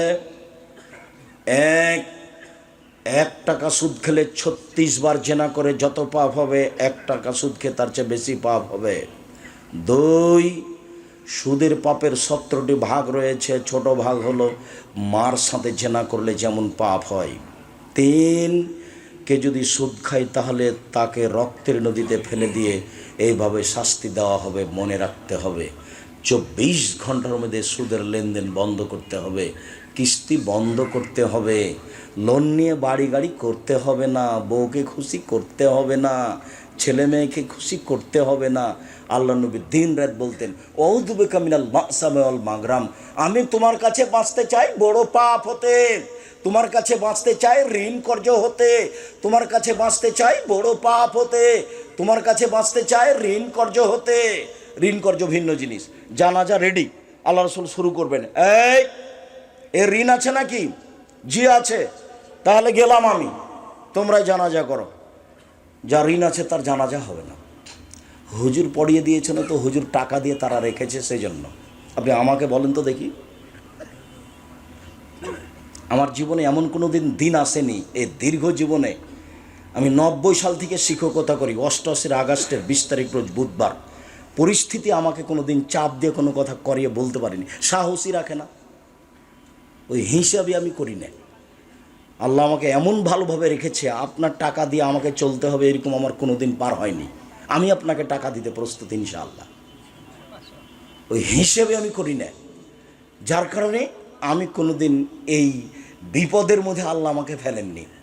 আমি আমার জীবনে কোনো দিন অপ্রয়োজনীয় বাক্য বলি না, আমার জীবনে আমি কোনো দিন মাঝহাব নিয়ে কথা বলিনি, আমার জীবনে আমি কোনো দিন সরকার নিয়ে কথা বলিনি। আমি মানুষের সামনে দাঁড়ালে বসলে বিষয়ভিত্তিক কথা বলি। যা বলছি, সুদের পাপ মহাপাপ, সুদের পাপ মহাপাপ। সুদ মানে হলো টাকাকে নিজস্ব গতিতে না রাখা। টাকার নিজস্ব গতি কি? বিনিময়ে ব্যবহার হবে। 1 কেজি বেগুন নিয়েছি, বিনিময় কি দিব? টাকা। যদি টাকা নিয়ে টাকা দিয়ে যদি টাকা নিই তাহলে ওর উপরে জুলুম করা হলো। যদি টাকা দিয়ে টাকা নিই তাহলে টাকাকে নিজ গতিতে ব্যবহার হতে দেওয়া হলো না, ওর উপরে জুলুম হলো। এখন সমাজ নিঃস্ব হবেই। তখন আল্লাহ বলেছেন ওর টাকা কমে যাবে, আল্লাহর নবী বলেছেন ও নিঃস্ব হবে। হাদিস এবং কোরআনের সমন্বয়ে আব্দুর রাজ্জাক বিন ইউসুফ বলেছেন তাকে একদিন ভিক্ষা করে খেতে হবে, সে একদিন ভিক্ষুক হবেই। হয় সে ভিক্ষা করবে, না হয় তার ছেলে করবে, না হয় তার ছেলে করবে। সুদের টাকা থাকবে না। আল্লাহ বলেছেন কমে যাবে, নবী বলেছেন নিঃস্ব হবে। যেহেতু নিঃস্ব, কাজে দেশের সব টাকা 2-1 জনের কাছে চলে যাবে, বাকি লোক নিঃস্ব হয়ে যাবে। পৃথিবীর টাকা 2-1টা দেশে চলে যাবে, বাকি দেশগুলি দেউলিয়া হয়ে যাবে। এটা হলো সুদের ফলাফল। এই চলে, সুদের নিজস্ব গতি কি? ওকে বিনিময়ে ব্যবহার হতে হবে, একটা দিয়ে একটা নিতে হবে। যদি টাকা দিয়ে টাকা নেওয়া হয় তাহলে টাকার উপরে কি করা হবে? জুলুম করা হবে। তখন মানুষের টাকা কমে যাবে, আল্লাহ বলেন। তখন মানুষ নিঃস্ব হবে, আল্লাহর নবী বলেন। সমন্বয়ে বলা হয়েছে যে একদিন তাকে ভিক্ষা করে খেতে হবে, হয় সে করবে, না হয় তার ছেলে করবে, না হলে তার নাতি করবে। এই টাকা থাকবে না। সুদ মহাপাপ। সুদের যে ভাষা ব্যবহার করা হয়েছে, অন্য কোনো পাপের সে ভাষা ব্যবহার করা হয়নি। মর্মে 24 ঘন্টার মধ্যে আপনার স্ত্রীকে কিস্তি বন্ধ করার জন্য অনুরোধ জানাচ্ছি। আপনাকে অনুরোধ জানাচ্ছি। শেষে বলেছি আপনি আপনার বাপের জমিদারি দিয়ে খান, সমস্যা নেই। বাপের জমি আছে শত শত বিঘা, পাপ নাই। আপনি দেন, লিজ দেন। লিজ বুঝেন? ভাড়া দেওয়া। কট রাখা না যায়, কট রাখা যাবে না, বন্ধক রাখা যাবে না। 20,000 টাকা দিয়ে নিয়ে একটা লোকের কাছে জমি রেখেছেন, 3 বছর পরে টাকাও ফেরত নেবেন, জমিও নেবেন, এটা চলবে না। লিজ জায়েজ, ভাড়া জায়েজ। এই জমি আপনি 20,000 টাকায় 1 বছরের জন্য খেতে দিলেন, বছরও শেষ, টাকাও শেষ, এর নাম ভাড়া। বাপের জমিদারি আছে, জমি ভাড়া দিয়ে খান। বড় শিক্ষা অর্জন করেছেন, চাকরি করে খান। এগুলো যদি পথ না থাকে, দিন মজুরি করে খান। শ্বশুরের বিয়ের কাছে টাকা নেবে না, এই ছেলে শ্বশুরের কাছে যৌতুক নেবা না। ভিক্ষা করে টাকা দিয়ে, ভিক্ষা করা টাকা দিয়ে চাউল কিনে ভাত খেয়ে ইবাদত কবুল হবে। ভিক্ষা করা টাকা দিয়ে চাউল কিনে ভাত খেয়ে ইবাদত কবুল হবে। শ্বশুরের কাছে টাকা নিয়ে, যৌতুক নিয়ে, সেই টাকা দিয়ে চাউল কিনে ভাত খেয়ে ইবাদত কবুল হবে না। দেখি কোন মায়ের বেটা উল্টে ধরতে পারে। এই যে বললাম 26 বছর থেকে খুশি তোমাকে মোটরসাইকেল দিয়েছে, শরম পাও না? একটু লজ্জা হয় না? বছর শেষে তুমি বলবা আব্বা আমি গরিব মানুষ, দিন মজুরি করে খাই, আপনি আমার শ্বশুর সম্মানী মানুষ, মেয়ে লালন পালন করে আমার হাতে দিয়েছেন, আমি কি উপকার করতে পারি? এই যে একটা লুঙ্গি দিলাম, বছর শেষে শ্বশুরকে উপহার দিও, এটা তোমার মানবতা। কেন তুমি বললে টাকা কর্জ নিলে অন্যের কাছে নিও? শ্বশুরের কাছে টাকা নিয়েছো কেন? বাপ বেটা ভিক্ষা করে খাবা। ভিক্ষা করে খাবা কেন? দিন মজুরি করে খাবা। আব্দুর রাজ্জাক সাহেব যেটা একবারে নিচে নামিয়ে দিয়েছে, সেটা মূলত কষ্ট দেওয়ার জন্য, সেটা মূলত মনে রাখার জন্য। ভিক্ষা করে খাবো কেন আব্দুর রাজ্জাক সাহেব? কাজ করে খাবো। আমিও বলছি কাজ করে খান, অত হিসাব কিতাব লাগবে না। সন্ধ্যা হলে 500 টাকা পাবো, চাউল কিনবো, দুইজন মিলে ছেলে মেয়ে নিয়ে খাবো, বাস শেষ। কাজ করে খান। যৌতুক হারাম। কা পুরুষ পিতে টাকা নিয়েছেন কেন? এই ছেলে, তোমরা বাপের মুখের দিকে দেখো, দেখো তোমার বাপের মুখ কালো হয়ে আছে। বাপটা ভিক্ষা করে খাও। যদি তোমাকে গ্রামে ভিক্ষা না দেয়, পাবনা ট্রেন স্টেশনে যাও, পাবনা বিমানবন্দরে যেতে যাও, তোমার ওই বাস টার্মিনালে যাও, ভিক্ষা করে খাও। মানুষের কাছে টাকা নিবে কেন? শ্বশুরের কাছে টাকা নিবে কেন? যৌতুক নেবে কেন? যৌতুক চিরদিনের জন্য হারাম। টাকা দিয়ে বিবাহ করতে হবে। আমি আব্দুর রাজ্জাক বিন ইউসুফ, আমার কাছে টুটা ফাটা যা বিদ্যা আছে, এমন কোনো দিন হাদিস পেশ করতে পারিনি যে হাদিস দিয়ে বোঝা যায় যে মেয়ের বাপের 10টা টাকা খরচ হবে, এরকম বোঝা যায় না। সব টাকা খরচ হবে ছেলের বাপের। অলিমা ছেলের বাপের, কাপড় চুপড় ছেলের বাপের, মোহর ছেলের বাপের, সব ছেলের বাপের সব কিছু। পাল্টা টাকা দিয়ে আসতে হবে মেয়ের বাপকে, মেয়েকে, তার নাম মোহর। ওখান থেকে কিছু পাওয়ার সুযোগ নাই। সব সামাজিক নীতি একবারই উল্টা। পাবনা জেলার বিবাহের এমন কোনো নিয়ম নীতি নাই যেটা জায়েজ, সবটাই না জায়েজ। তার মধ্যে সারা দেশ জুড়ে যেটা না জায়েজ সেটা হলো কাজী সাহেবের খাতাতে সাক্ষীর জায়গাতে আছে 4 জন। এই ছেলে, 4 জন সাক্ষী লাগে কি প্রমাণ করতে? জেনা প্রমাণ করতে। ওই খাতা চলবে না, পক্ষে কোনো সাক্ষী লাগে না। বিবাহটা বৈধ হওয়ার জন্য 2 জন সাক্ষী, বাস, কোনো পক্ষ নেই। বিবাহটা বৈধ হওয়ার জন্য বাপ, বাস, উকিল বাপ চলবে না। উকিল বাপ চিরদিনের জন্য হারাম। এটা তো পাপ না, একটু সহজ আছে। বিবাহের দিন ওর জ্যাঠকে উকিল করেছে, ওর বড় ভাই লোকটার, ঠিক আছে, দাদা উকিল, 5 মিনিটের জন্য। কিন্তু চট্টগ্রামে যারা উকিল বাপ হয়েছে সেদিন থেকে সেই হলো বাপ। ওই মেয়ের বাড়ি যাবে, ও সেদিন থেকে মেয়ে আবার বাপের বাড়ি আসবে, এবারে অবাক ধর্ম। আর যদি এটা রংপুর, দিনাজপুর, লালমিরহাট, নীলফামারী, কুড়িগ্রাম, পঞ্চগড়, ঠাকুরগাঁও হয়, তাহলে আরো অবাক লাগে দেখতে। মানে বিবাহের বৈঠকে ছেলেটা এভাবে বসে থাকবে, মুখে রুমাল দিয়ে কথা বলতে পারবে না। তা আমার শ্বশুর বাড়ি রংপুর গাইবান্ধা। আমি যখন বিবাহের বৈঠকে কথা বলেছি, তখন আমার মামা শ্বশুর লাফ দিয়ে উঠেছে, বলছে বিবাহ তুলে দাও, বিবাহ উঠিয়ে দাও। আরে ছেলে কেন কথা বললে, বিবাহ রাখা যাবে না। আমার শাশুড়ি সব কিছু জানে, আমার শ্বশুর সব চুপচাপ থাকবে। আমার মামা শ্বশুর একবারে উঠে ব্যাগ বকচা নিয়ে বাড়ি চলে গেল। মোহর দিব আমি, কথা বলবেন আপনি, আবার কোন কথা? আবার 1 মিনিট, চ্যাংড়া ছুল্লু ইমাম সাহেব সবাই মিলে মেয়েটার কাছে গেছে ঘরে বিবাহ পড়াতে। মেয়ের কাছে বিবাহ পড়াতে হবে না।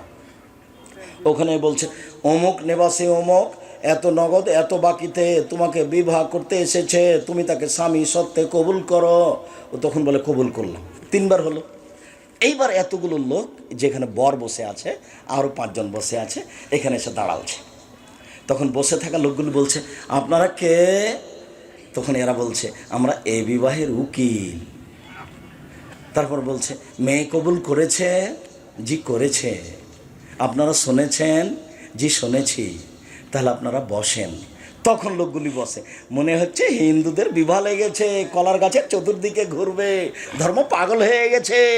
ধর্ম রাজশাহী চাঁপানেগঞ্জের হাওয়াই লাড্ডু, दोनों हाथ में लड्डू है जो चाहे उसको खा ले, जो चाहे उसको छोड़ दे, বাউল হিসাব। বিবাহে একজনের কথা দিয়ে চলে, যার নাম মোহাম্মদ সাল্লাল্লাহু আলাইহি সাল্লাম। আগে খুতবা হবে, মেয়ের বাপের সামনে খুতবা হবে। খুতবা শেষে মেয়ের বাপ নিজে বলবে, মেয়ের এখানে যাওয়ার, মেয়ের কাছে যাওয়ার কোনো সুযোগ নাই। প্রয়োজনে মেয়ের বাপ গিয়ে বলবে আম্মু বিবাহ পড়াতে যাব। চুপ থাকে, আসেন, যান, আসেন। কেঁদে উঠে বিবাহ পড়াতে হবে না।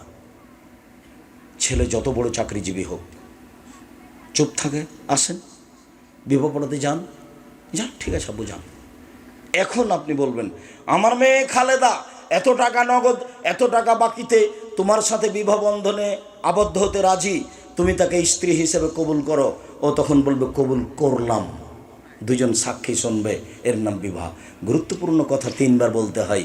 আবার বলবে আমার মেয়ে খালেদা এত টাকা নগদ, এত টাকা বাকিতে তোমার সাথে বিবাহ বন্ধনে আবদ্ধ হতে রাজি, তুমি তাকে সেই স্ত্রী হিসেবে কবুল করো। ও বলবে কবুল করলাম, দুজন সাক্ষী শুনবে, এর নাম বিবাহ। এখানে কোনো অলিমা হবে না, বউ নিয়ে যেতে হবে, বাসর ঘর সাজাতে হবে, ওর মা সাজাবে, ওর খালা সাজাবে, ওর ফুফু সাজাবে, ওর বোন সাজাবে, চাচাতো বোন নয়, ভাবিরে নয়। বাসর ঘর সাজাতে হবে, এই কথাই ঠিক।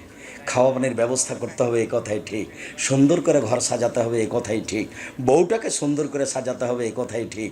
আয়েশা রাদিয়াল্লাহু আনহা বলছেন আমাকে খুব সুন্দরী করে সাজানো হলো, আমি বুঝতে পারছিলাম না ব্যাপারটা কি, আমাকে এভাবে সাজানো হচ্ছে কেন।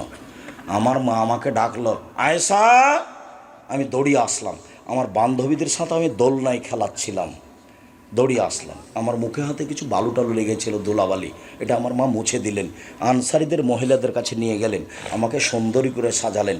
তারপরে আমার মা সাথে নিয়ে যেয়ে সকাল 8টার দিকে আল্লাহ রাসূল যে ঘরে ছিলেন সেই ঘরে আমাকে রেখে চলে আসলেন।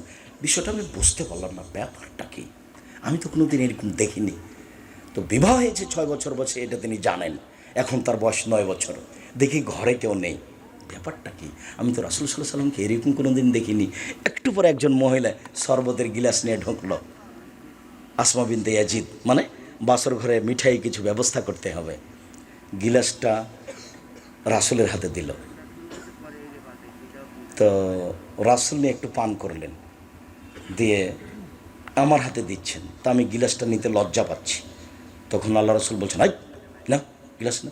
তো আমি গিলাসটা নিলাম, আমি একটু পান করলাম, আবার আসমার হাতে দিলাম, আসমা একটু পান করলো, তারপর চলে গেল।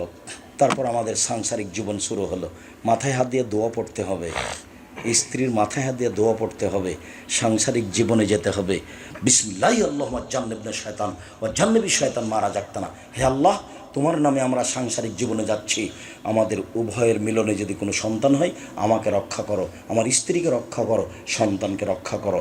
এই বলে আপনি সাংসারিক জীবনে যাবেন, তখন আর সন্তানের কোনো ক্ষতি হবে না। সম্মানিত দিনী ভাই বোন, যেদিন আদর্শ পরিবার নিয়ে আলোচনা হবে সেদিন এ বিষয়ে আলোচনা হবে। আপাতত আজকের মতো কথা এখানে শেষ করছি। এই ছেলে, 2-3টা কথা। তার প্রথম কথা হলেই আপনার ভালোবাসাকে আমি স্বাগতম জানাই, জাযাকুমুল্লাহ খায়র। দূর দূরান্ত থেকে এসেছেন, দীর্ঘ সময় ধরে একবারে চুপচাপ কথা শুনলেন, আমি আপনাদের শুকরিয়া আদায় করি, জাযাকুমুল্লাহ খায়র। তারপরে হলো এই যে এদেশের সর্বোচ্চ প্রতিষ্ঠান জামিয়া সালাফিয়া, 5000 ছেলে মেয়ে আছে, 410 জন ইয়াতিম আছে। চলে জামিয়া সালাফের জন্য আন্তরিকভাবে দোয়া করতে হবে। দেশ বিদেশের 300 জন শিক্ষক আছেন, শিক্ষিকা আছেন, ইন্ডিয়ান শিক্ষক আছেন, মদিনা বিশ্ববিদ্যালয় থেকে এসেছেন সেসব শিক্ষক আছেন। তার নাম জামিয়া সালাফিয়া, যেটা রূপগঞ্জ নাজিগঞ্জে একটা মসজিদ তৈরি হচ্ছে 6 বিঘা জমির ওপরে, যার একতলায় 10,000 মানুষ সালাত আদায় করতে পারে। এই প্রতিষ্ঠানের সম্মেলন হচ্ছে সামনে মার্চের 7-8 সেদিন উপস্থিত থাকবেন। আর আমি বলেছি আমি দিন প্রচার করতে চাই মুখে, মিডিয়ায়, কলমে। কলম আমার সাথে আছে। আজকের কথাগুলি পাবেন উপদেশ বইয়ে এবং অন্যান্য বইয়ে। কে বড় লাভবান, কে বড় ক্ষতিগ্রস্ত, আদর্শ না দেয় আদর্শ পরিবার। ওই আবদুল্লাহর যে দেশ জুড়ে মক্তব চালু করব, এটা যে তার জীবন বাজি রেখে চেষ্টা, এর জন্য দোয়া করবেন। দেশ জুড়ে মক্তব চালু করবে শিক্ষা কার্যক্রম নিয়ে আর দাওয়াতি কার্যক্রম নিয়ে। তার একটা আদর্শ শিক্ষা বই আছে, সিলেবাস তৈরি করা আছে, সেগুলো নিয়ে যাবেন। আবদুল্লাহর মিন্নাতুল বারি বই আছে, ব্যতিক্রম বুখারীর ব্যাখ্যা। আর জামিয়া সালাফের মুখপাত্র পত্রিকা মাসিক আল ইতেসাম পত্রিকা, সবাই পত্রিকাগুলি নিয়ে যাবেন। সম্মানিত দিনী ভাই বোন, পশ্চিমবঙ্গের বিভিন্ন প্রান্তের মানুষ আপনাকে সালাম দিয়েছে। ওয়ালাইকুম সালাম ওয়া রাহমাতুল্লাহি ওয়া বারাকাতুহু। শুকরিয়া। খুব আপনাকে দেখা তামাল লাগছে, একটু যদি বলেন। পশ্চিমবাংলার বাংলার লোকেরা আমাকে দেখার জন্য খুব আগ্রহী। আমি বাস্তব এখনো যেতে পারছি এরকম আমার মনে হচ্ছে না, পৃথিবীর বিভিন্ন দেশে যাচ্ছি, কিন্তু ভারতে যেতে পারছি না। কবে যাব সেটা এখন বলতে পারছি না। আমার দিনী ভাই বোন, সবাই বই স্টেজ থেকে নিয়ে, কোথায় বইগুলি আছে? সব বই হাতের ডানে আছে। দুয়ার বই আছে, সলাতের বই আছে, নামাজের পাশে। ও, পৌরসভার মেয়র সাহেব আছেন। আচ্ছা আচ্ছা, কথা বলেন ভাইজান। যদি শুক্রিয়া, সবাই বই পুস্তকগুলো নিয়ে যাবেন, মেয়র সাহেব একটু কথা বলবেন। সুবহানাকাল্লাহুম্মা ওয়া বিহামদিকা আশহাদু আল্লা ইলাহা ইল্লা আনতা আস্তাগফিরুকা ওয়া আতুবু ইলাইক। আসসালামু আলাইকুম ওয়া রাহমাতুল্লাহ। সবাই বইগুলো নিয়ে যাবেন। না টাকা থাকলে একটা পত্রিকা হাতে নিয়ে যাবেন 30 টাকা দিয়ে। আসসালামু আলাইকুম।